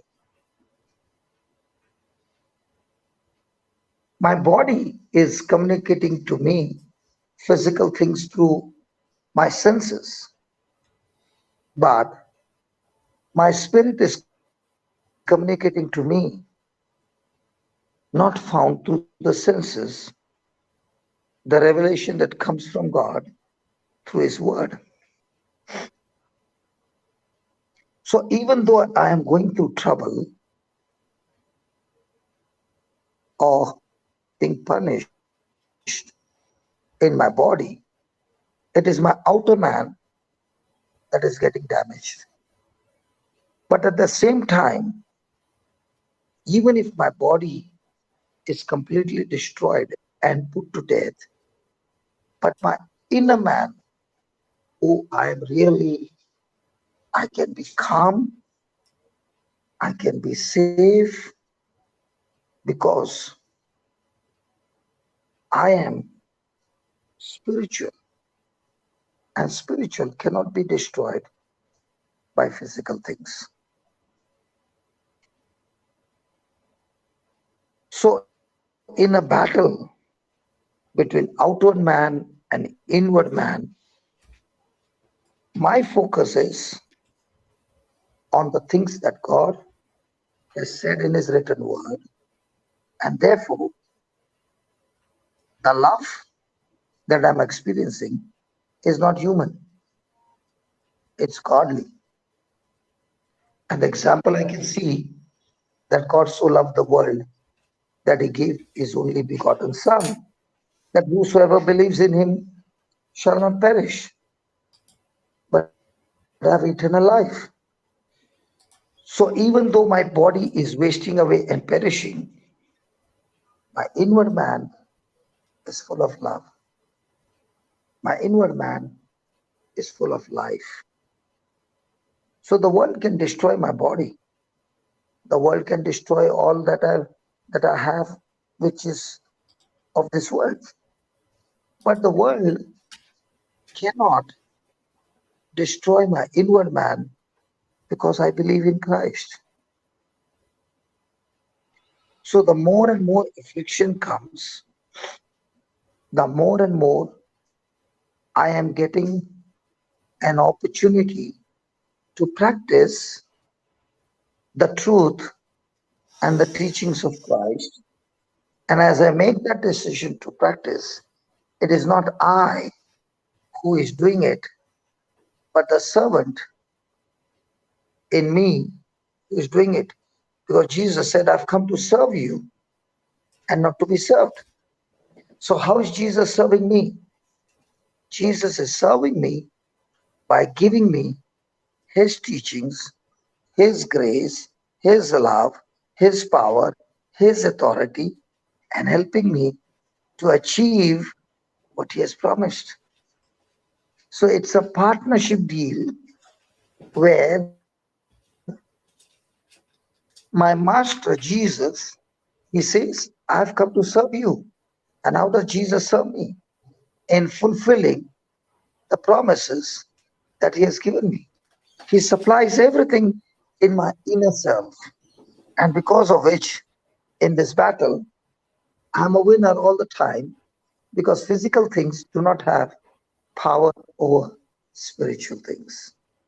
So as long as my focus is on spiritual things, I'm least bothered of my body. I'm bothered about the final destination where I have to go. So my body is perishing every day. Even in the natural, it's getting old. And there will be coming a time when it will surely die. So I can grow outwardly. I can grow with my possessions of this world outwardly, but my inner self is growing in Christ Jesus. All that I'm gathering one day will be coming to an end. My outward man will one day be put into a cassette and then lowered down into the earth, where it will surely decay. But my inward man, every day, through the trials, helping me to grow stronger and stronger, Christ who is in me. And the more and more I'm growing in my inner self, I see myself getting the freedom from those corruptible things that were in my soul, and my soul is prospering each and every day, being renewed by the truth. And now I'm a runner who is running the race to receive the crown of life from my master, who declares me a winner. Praise God. Praise God. Praise God. Hallelujah. Praise God. Praise God. Thank you, Jesus. And that is why Paul is saying this affliction which is coming against me is not damaging my inner self, but giving me a game to play where I'm using the knowledge of the kingdom against the knowledge of the world. And the more and more I'm using the knowledge of the kingdom, I find the knowledge of the world is nothing but dung.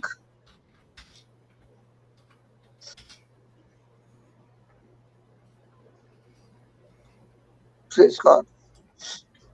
Praise God. I have to ask the firefighter. She is the one who told us about the trees that are burning. And she says, you might think that the trees are burnt and it's over. She's the one who said, I did not say she said. She said, even if the tree looks black on the outside, the roots are still alive. Within a year, you'll see the same trees full of greenery. The outer self is dead, but the inner self still supplying the sap to those trees, and you find new leaves coming back again, and the trees are still alive. If the Amen. root is alive, the trees are alive. In the same way, when your inner self is alive, the affliction will come and burn you. The affliction will torture you. The affliction will do everything. But the true wine to which you are attached will still supply you the sap in the midst of the affliction. And now you shall bear excellent, supernatural excellent, super quality fruit in the midst of that affliction. The pictures of the trees are there, Papa. I have them. Amen. Yeah, just can you put it? Yeah, just hold on.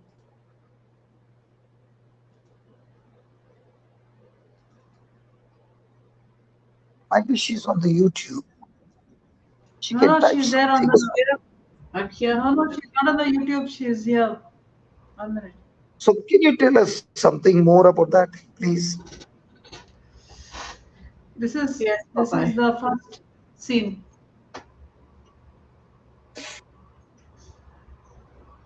Go ahead, Christina, CJ. Yeah, so Papa, you mentioned that, within a year, everything is green. What I witnessed is within 7 days,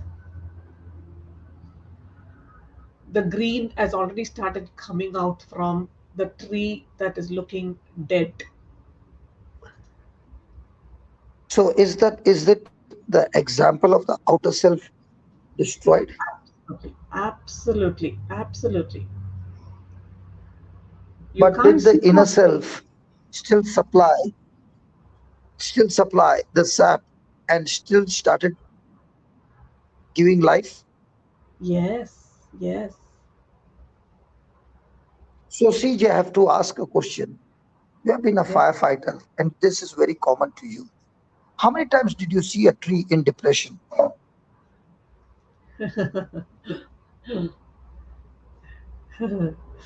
are you laughing? Those who are in Canada, how many times have you seen the tree becoming totally naked, no leaves at all in a Every season? year. Every But year. doctor, have you seen the tree going into depression? Not at all. And also covered Not at covered all. with snow, fully covered with Yeah, snow. covered in ice. Praise God. No, I don't see Then when him the going. season of ice goes, when the season of ice goes, do they in depression cry out, pray for me, or they start living again with new leaves?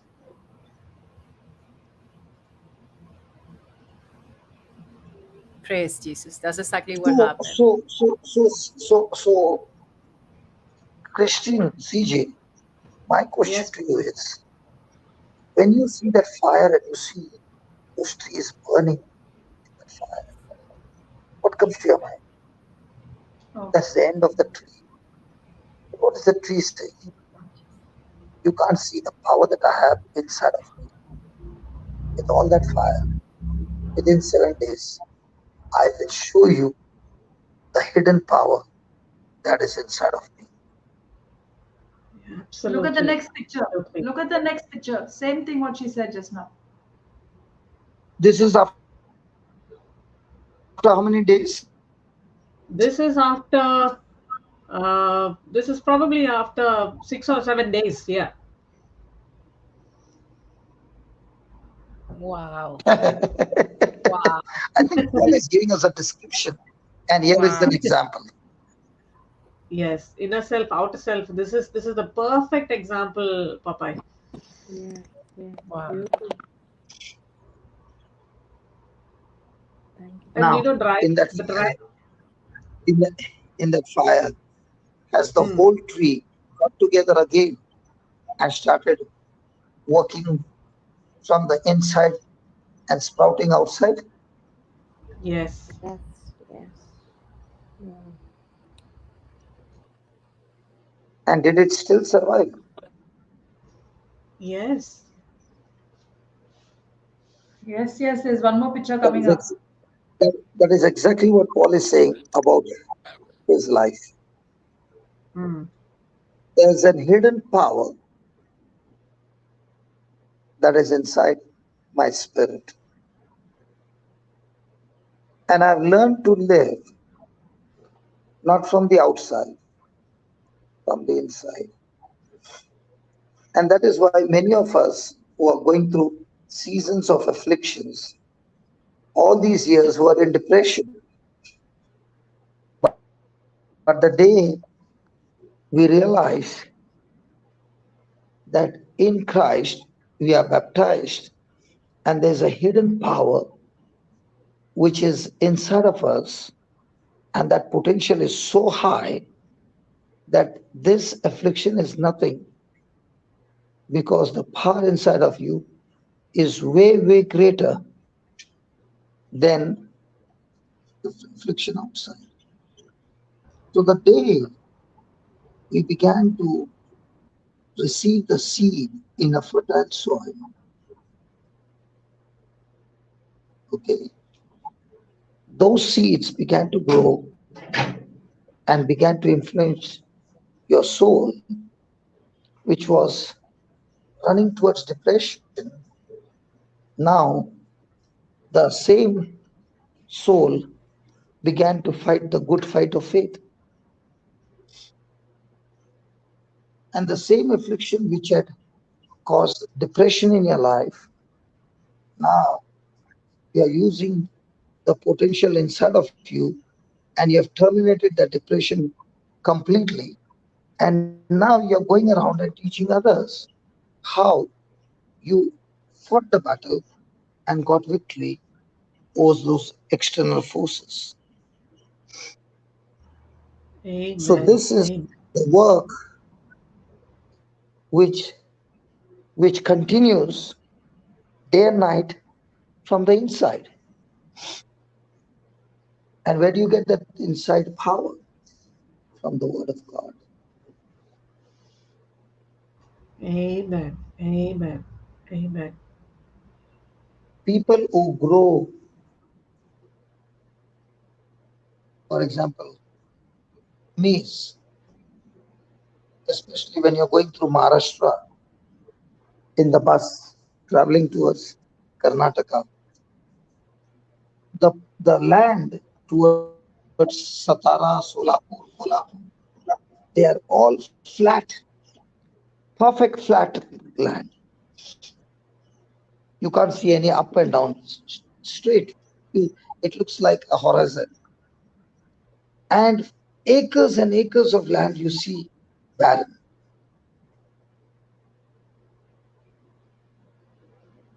And that same ground, which is barren, you see the farmer working on that ground. And after the rain comes, if you go in June or July, you see plants grown bigger than you, taller than you. And what he has sown is in the bare ground seeds of corn. And after about 3 or 4 months, you see the full corn swinging in the air when the wind blows and telling the farmer, look, look, look, with your labor, what you have turned this land into. Praise God. And he Yes. reaps the harvest and he cannot eat everything for himself. So he shares it with others. And what about that plant that bore fruit? It goes into the fire. Or it is put into the ground to make manure. And that's exactly what is going to happen to our body. It's going to go into the ground where the ants will eat it up and it will end up becoming manure. But the inward man is no longer on this planet Earth. He has been taken by Christ to his final destination because he chose to believe in Jesus. Hallelujah. Hallelujah. Wow. Hallelujah. Hallelujah. So if I come from a factory, I've got machines, and my machines are producing a production. But at the same time, the gears are getting worn out. There comes a day when the gears have got so much worn out that they make so much of noise. So I have to replace them. And they are now in the junk. They finished their job. They are in the junk. But what about the production that it had brought? Is that production benefit to others? Yes. That is how our body is. It's getting worn out. And a day will come when it will go into the junk. But what about the production that came out from this body? Was it of the kingdom of God, or was it of the kingdom of this world? We drink soda water, sprinkling water. Some drink sprinkling water because it has got gas and it helps you to be released from gas. But some of them use sprinkling water to mix it with whiskey. The water is the same, but the use of that water is different. In the same way, the body is the same, but use of the body is different. It can be used in the kingdom of the world. It can be used in the kingdom of God. And that's what Paul is saying. This body of mine, which was being used for the kingdom of the world, now I realize the body that I love so much is temporary. My love to my inner self should be more than my body, so that now my body is more healthy and being used for a better purpose.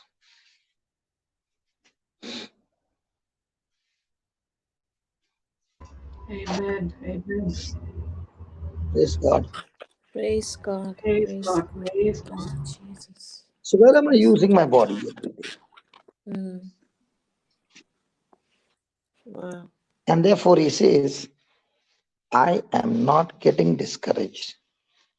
I'm not becoming spiritless or exhausted or tired because of fear.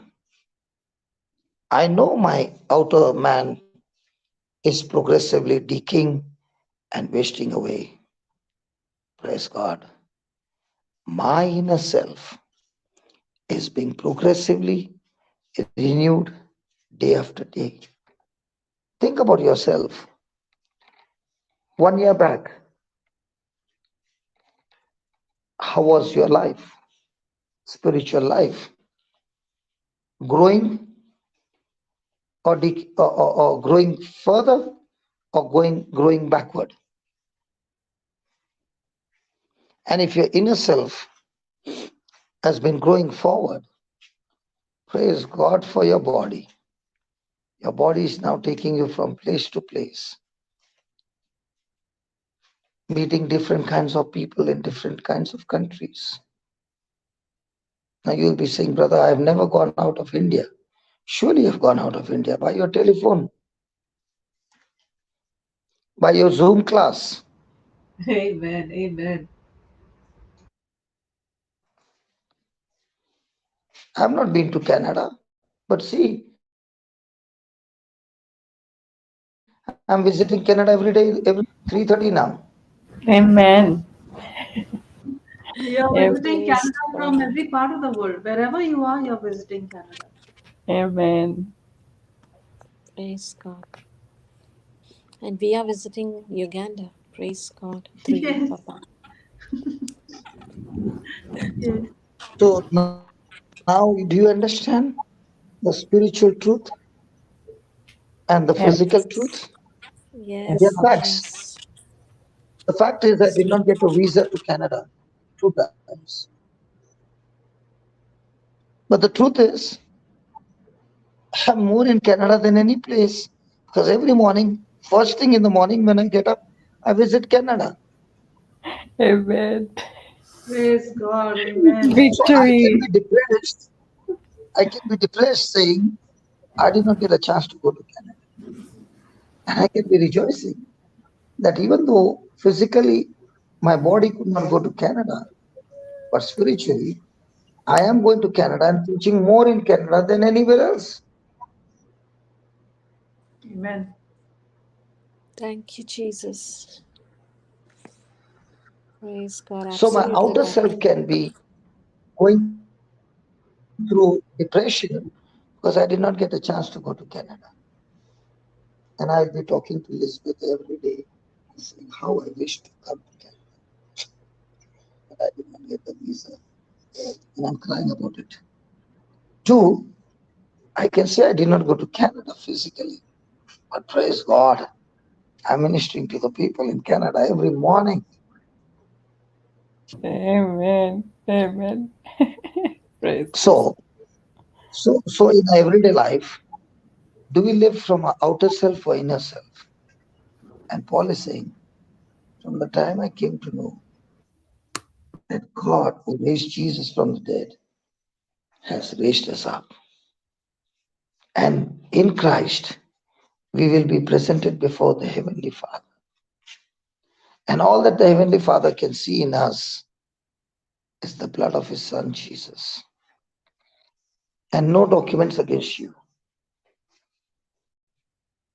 And you are receiving eternal life forever. And when you understand that what you are going to receive, you will be rejoicing.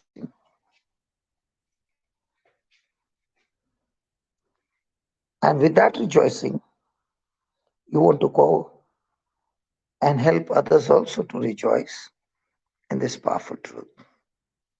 Oh my God, I overshot. I thought it's 7:30. It's 8:15. Okay, I stop over here. Sorry. Extremely sorry. Don't be sorry. What do you mean? Because Praise. I want to stop at 7:30, but I did not see the watch.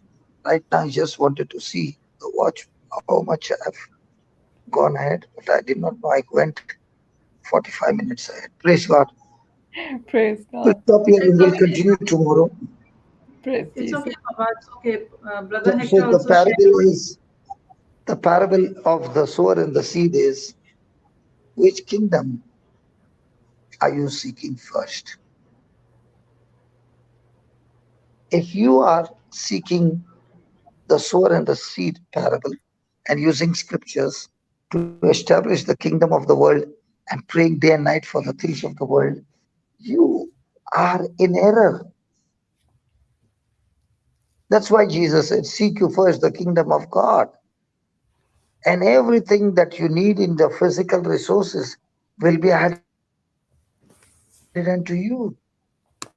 But if you're not seeking the true spiritual life, the teachings in Christ to establish the kingdom of God and be a carrier, an ambassador of Christ, taking the gospel to the ends of the earth, and if you're not seeking that, but you're seeking the kingdom of your own and kingdom of the world, trying to use spiritual truths of the kingdom to establish the kingdom of the world, it's going to always short circuit.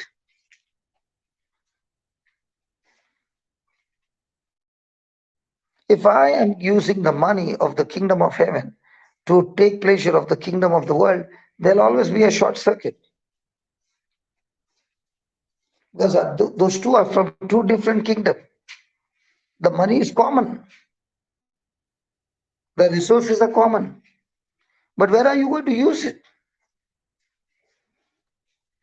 And if you're using it in the wrong kingdom, it will short circuit and cause, instead of causing happiness, it will cause unhappiness.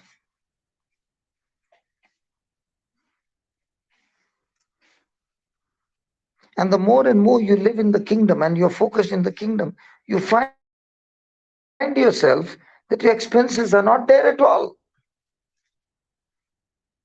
Because the desires of this world have made so much of expenses in your life that you were working still harder to meet the needs. But now, as you came into the kingdom, most of the desires of the world have all gone out of your life. And now you're saying, hey, how much resources do I need? Oh my God, I never knew I had so much of abundance. Amen. Because all Praise that you are God. investing, the resources are for things that you cannot take, and it's going to stay back into the world.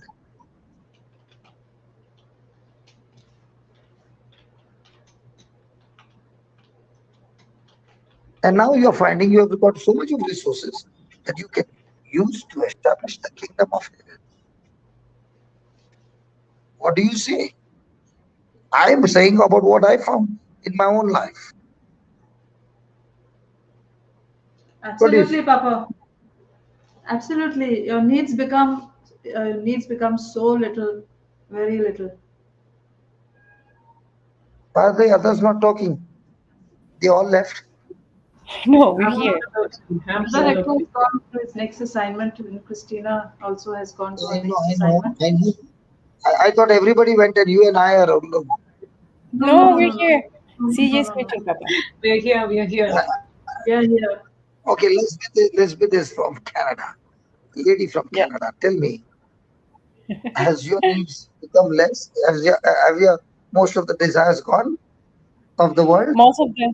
Yeah, because I used to find myself, just to give you an example, I used to go to the supermarket 3 times per week. Mm, And then when I started mm. studying and getting busy, preparing the recaps and stuff, I found that I will go like hardly once every 2 weeks. And like, you have to force me to go. Praise you. And before I That was means like, 2 weeks. That means 2 weeks you remain hungry. no, my needs were less, because before I went too much, because I was like, oh, what do I need? What do I need? Why do I need? So I was always thinking to buy things in advance, thinking I needed them. I will need them, right? But that's not the truth. Now you can see how is it that you're using your time more wisely with the wisdom of God. And he will give, like Papa is amazing. He will give you an amazing recipe out of things that you will never know how to put together. And it's just, yeah, it's the wisdom of God. It's just that your thirst is different, so you give the priority to the things that are more important to you. And for me was more important the recap, the word of God, the what I needed to do, instead of going to into the supermarket. And if I go to a supermarket now, it's like in and out. That's it. And before I used to spend hours as if it was a mall, a shopping mall.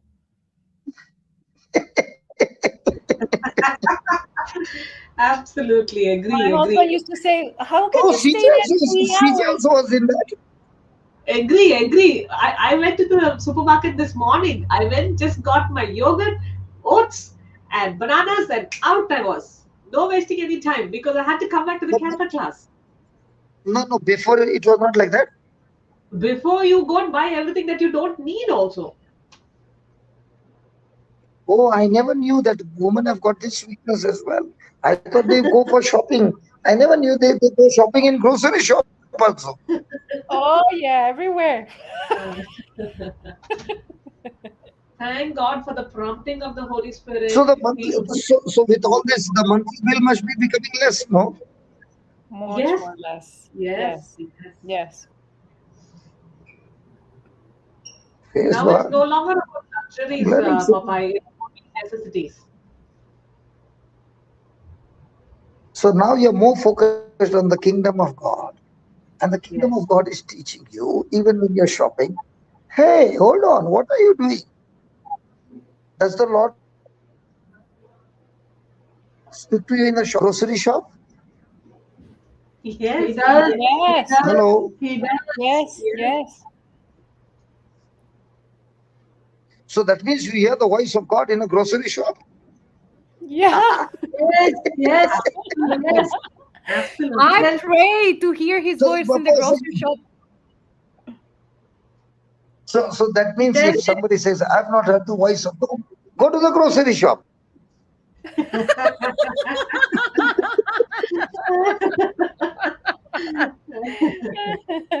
If you have not heard the voice of God, go to the shopping mall.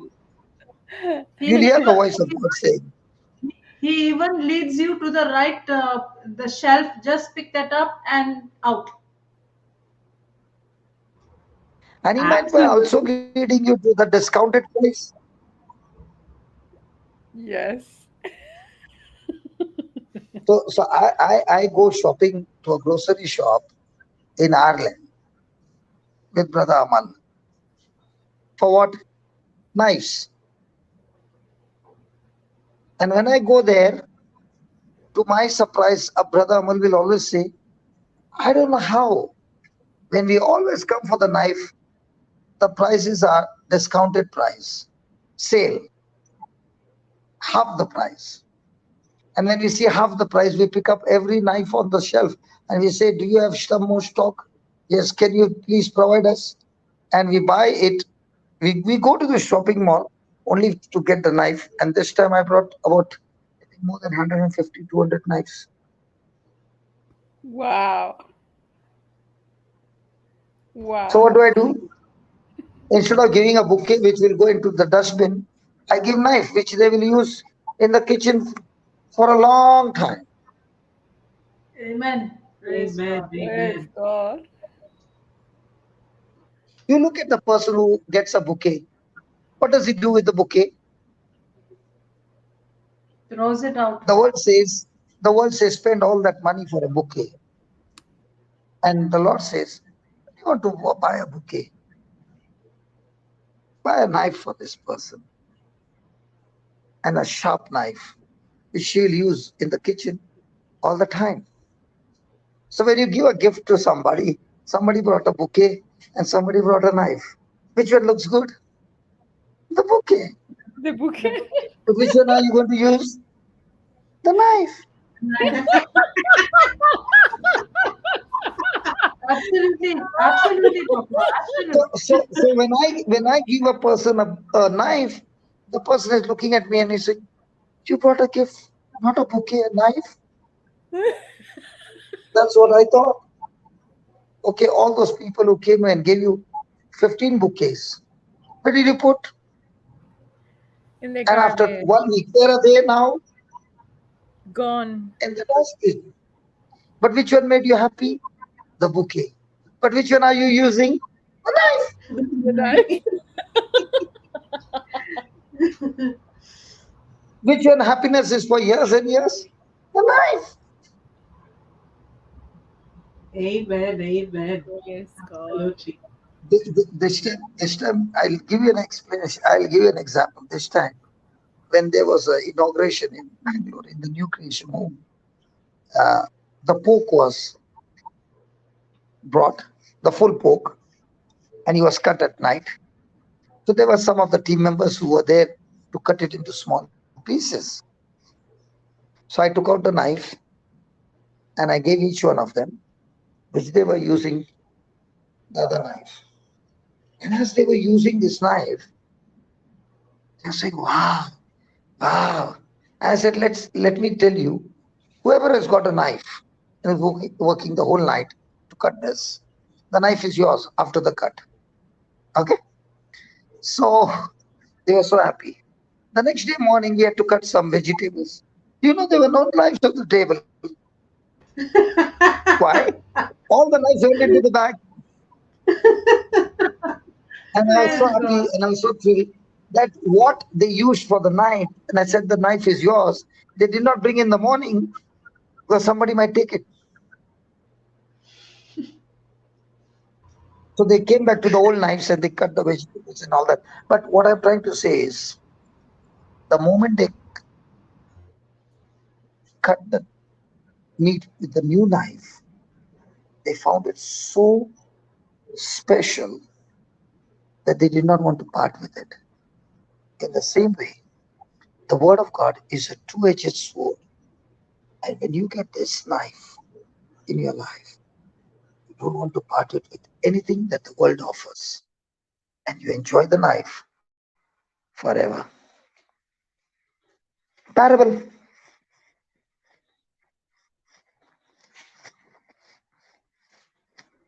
What happened? Nobody's there?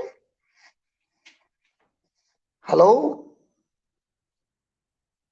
Double-edged sword, Papa. You gave them the double-edged sword when you gave them the knife. Thank you, Jesus. So every time I go to Ireland, there's only one shopping. Knives. And it all started with Brother Amal. He used to be blamed. He said, why don't you take something for your wife? He said, why don't you take something for your wife? I said, I don't go shopping, brother. He said, what about this knife? He said, what is so special? He said, from the time I've brought this knife doesn't get blunt. I said, really? So I picked up 3. one for my wife. No, I picked up one, sorry. And when my wife got that knife, she said, next time you go, you bring knife to both my daughters, both our daughters. And I said, if my wife is demanded, if she doesn't demand, it has to be a good quality. And if my wife found it a good quality, there are so many sisters who are working in the ministry free. Let me give them something that they can enjoy. Praise God. Praise God. Praise God. Praise God.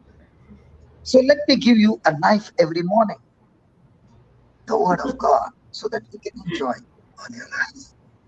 Amen. Amen. Amen. Amen. So today's topic started with Brother Hector. He began to speak about the kingdom, and that's why we landed up here. Praise God. That's why this Canada meeting is not one person, everybody coming together, sharing what God is speaking to them, and we come together, and there, every wood with fire, there's a bonfire. Amen. That is why we all have to come together.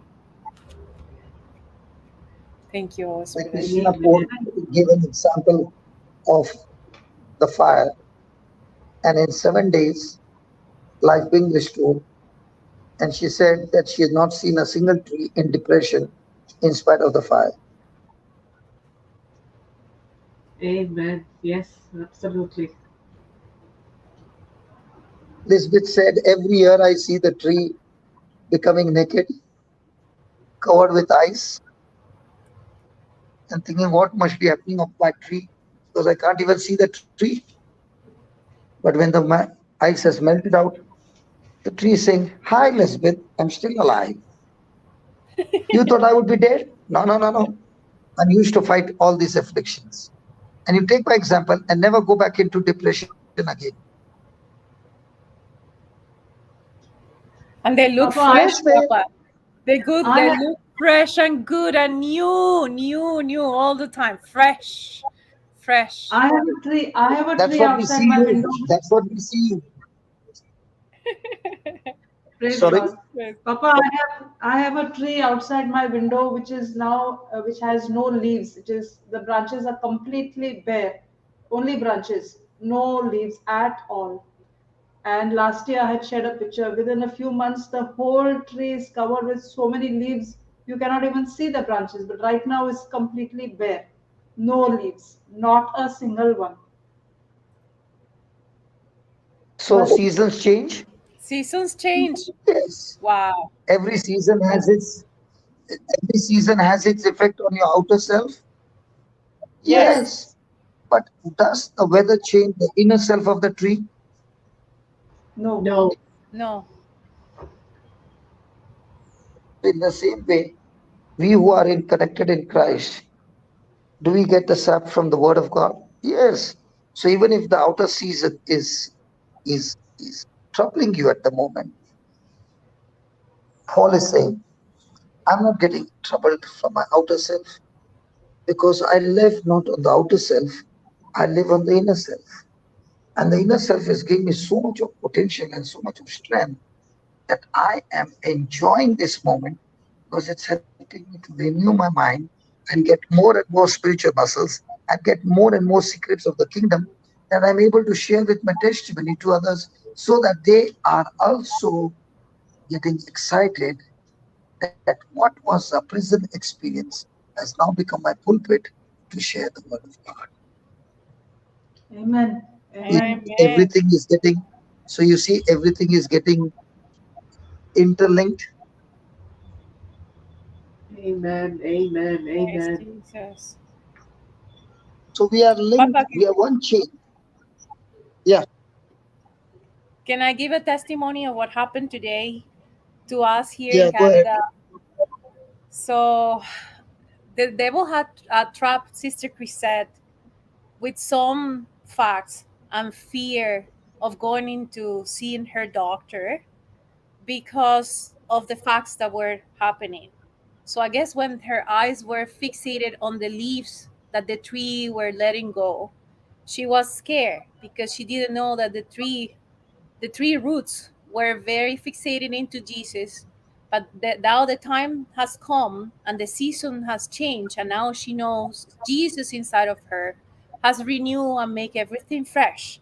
So we went together to see a doctor today, and to our surprise, my jaw was dropped. Like, seriously, this doctor told her that at some point soon, he gave her the promise, at some point soon, you're not going to need any medication, and you're not to fixate your eyes in whatever it is that happened before.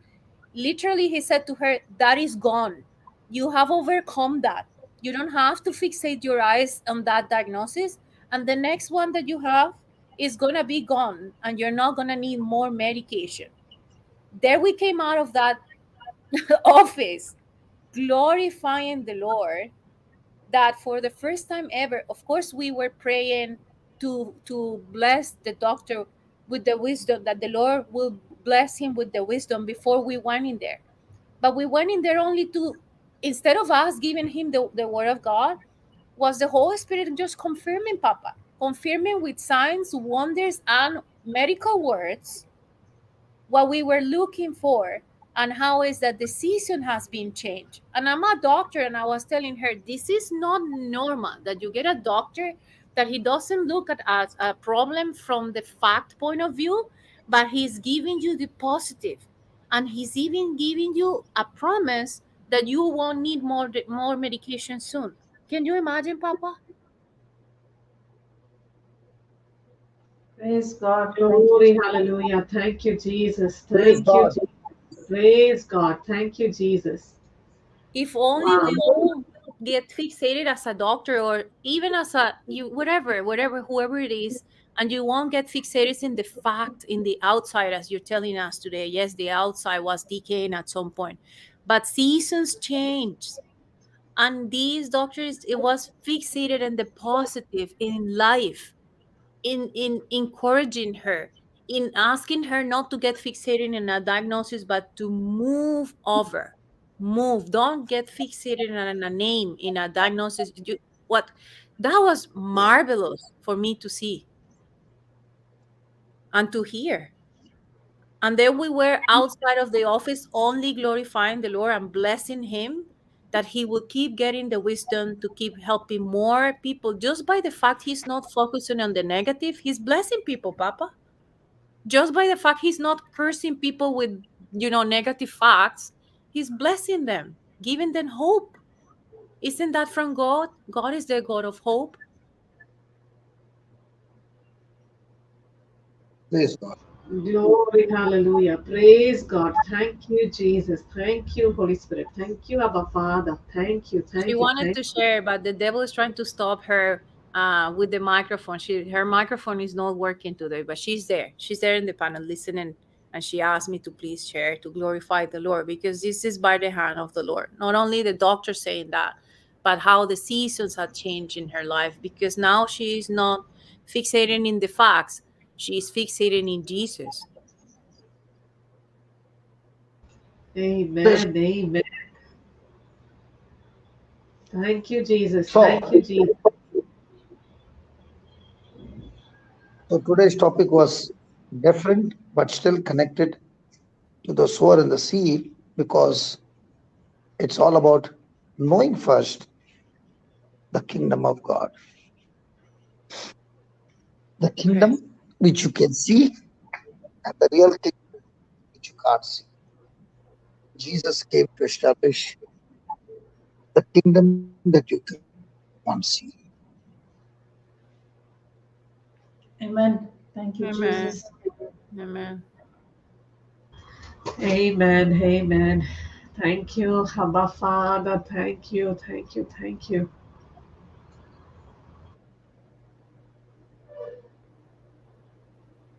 Praise you, Jesus.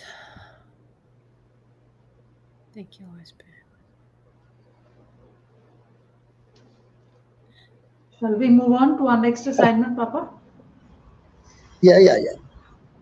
Tomorrow we'll continue with this kingdom. We'll continue this Yes, scripture of it's connected. It's connected with the sower and the seed. Absolutely, absolutely. And as you said okay. yesterday, how the sower is can only change his own soil. All of us. As for me also, from last year onwards, the soil has been going on being manured and fertilized and fertilized and fertilized. Praise God. Thank you, Jesus. Thank you. And Canada we class actually every and we morning. actually come to know and we actually come to know the quality of the soil when the trial begins. Absolutely. Keeping Because mouth shut. when the trial begins, the question is, am I still God centered? Still am I body centered? Self centered? Because whenever you are self centered, it is your body that is demanding a lot of things from you. But if you're God centered, your body has no demand. Body just submits and obeys the command that has come from the soul, from the renewed mind. And the body is running and being used day and night for the kingdom of God. Amen. Praise God. Amen. Praise Jesus. Thank you, Jesus. Thank you, Jesus. Thank you, Jesus. So let's move on to our next assignment and we'll worship the Lord in tongues as we look at a picture from Uganda and intercede for them and the mission. Praise God. Thank you, Jesus. Thank you, Jesus. Praise you, Lord. Thank you, Jesus. Thank you, Jesus. I'll just put the picture on. Just hold on. Thank you, Jesus.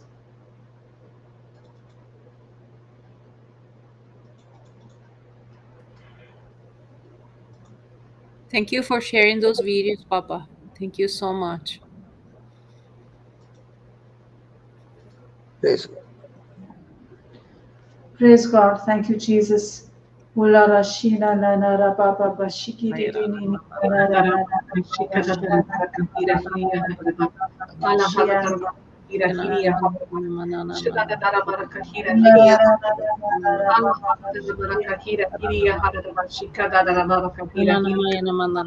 Lora hada dara baraka shida dara baraka hira hiria hada. Lora haba baraka hira hiria hada shida dara baraka hira. Lora hada dara baraka shida dara.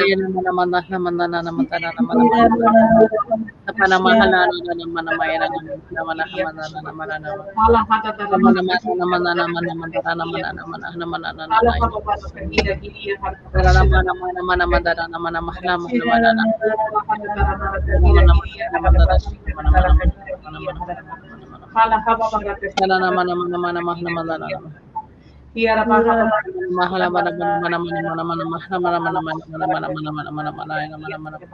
Ita tatara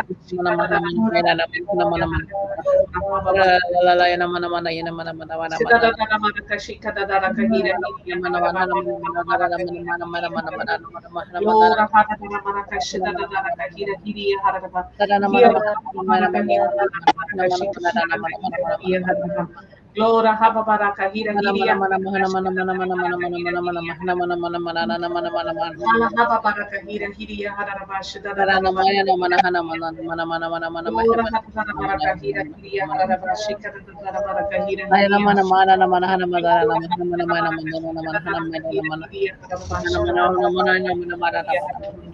Hala hada da baraka shida da baraka hira hiria hara bashika da Hiara bara baraka shika da dara baraka hira hiria Shida da dara baraka hira hiria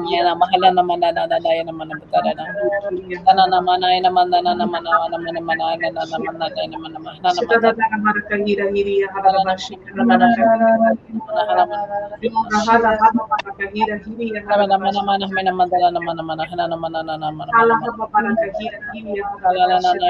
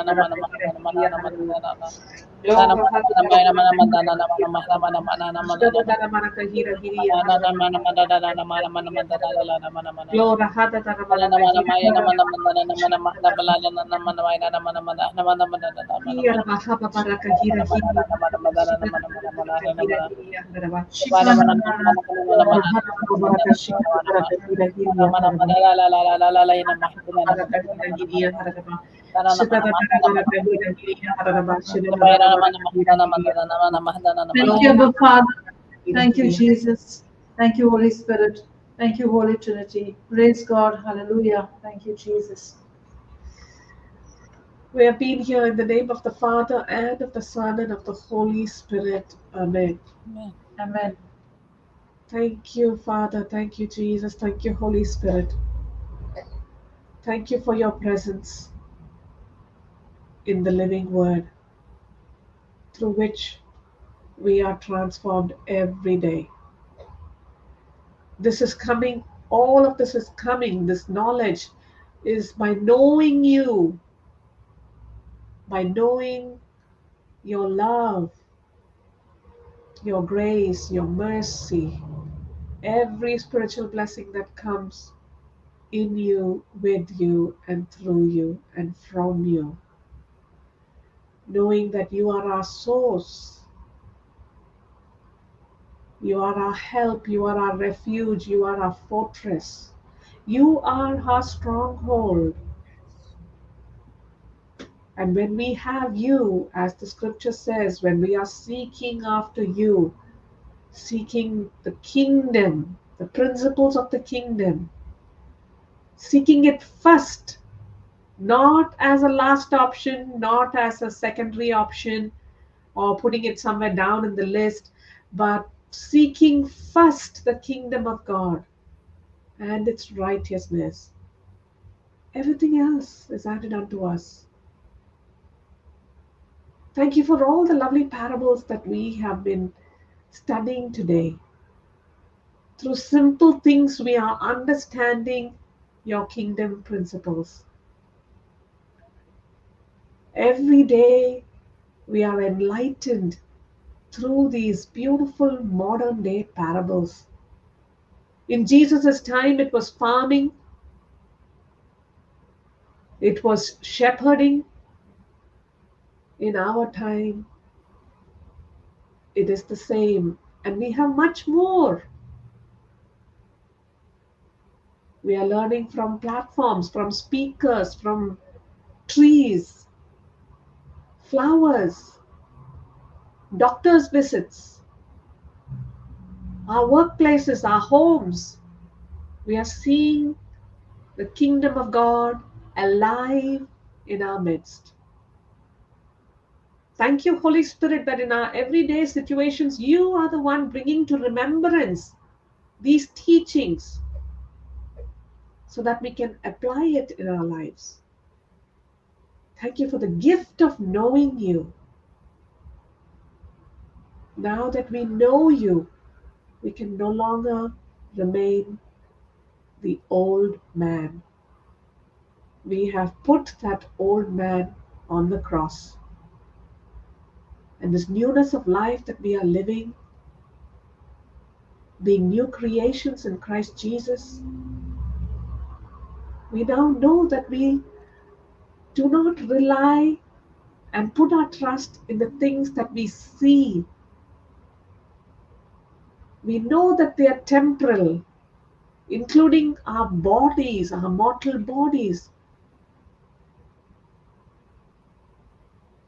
So there is this hunger and this thirst for us to ensure that our soul does not perish.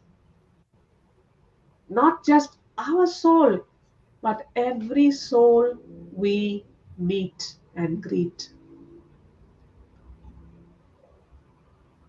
Thank you, Jesus, that this kingdom that we are experiencing, it is here.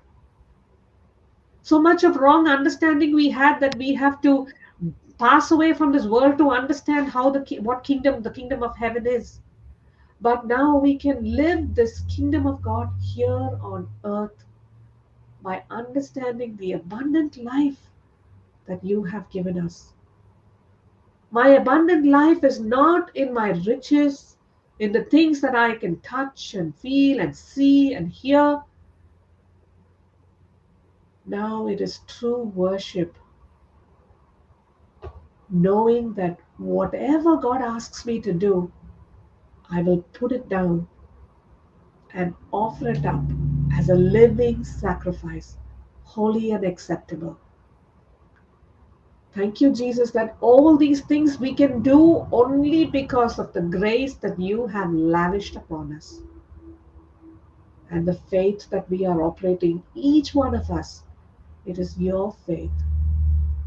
As we go about our assignments, thank you that this grace is abounding in us, giving us the counsel, the wisdom in every area of our life, whether it is in the kitchen, in the driving, in the attending to the children, in the ministry work.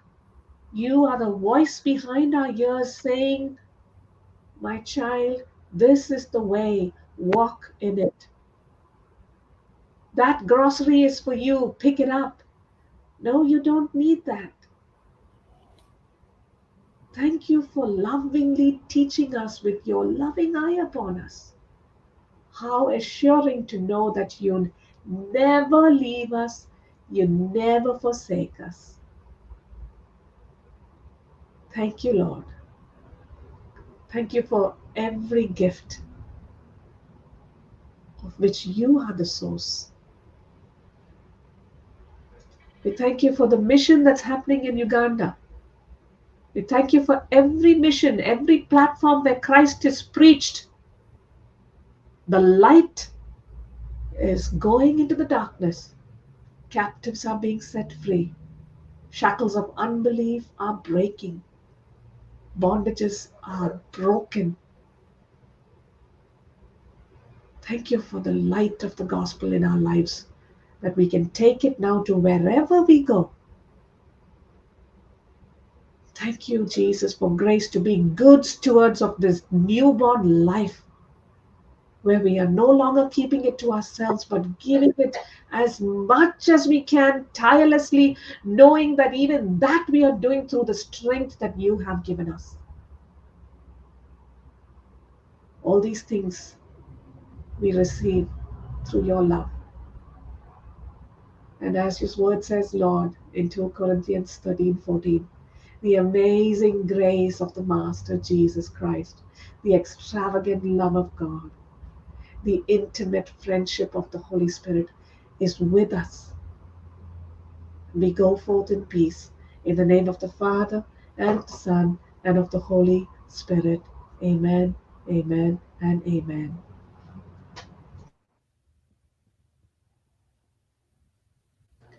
Amen, amen, and amen. Praise God. Thank you, Jesus. Thank you, CJ.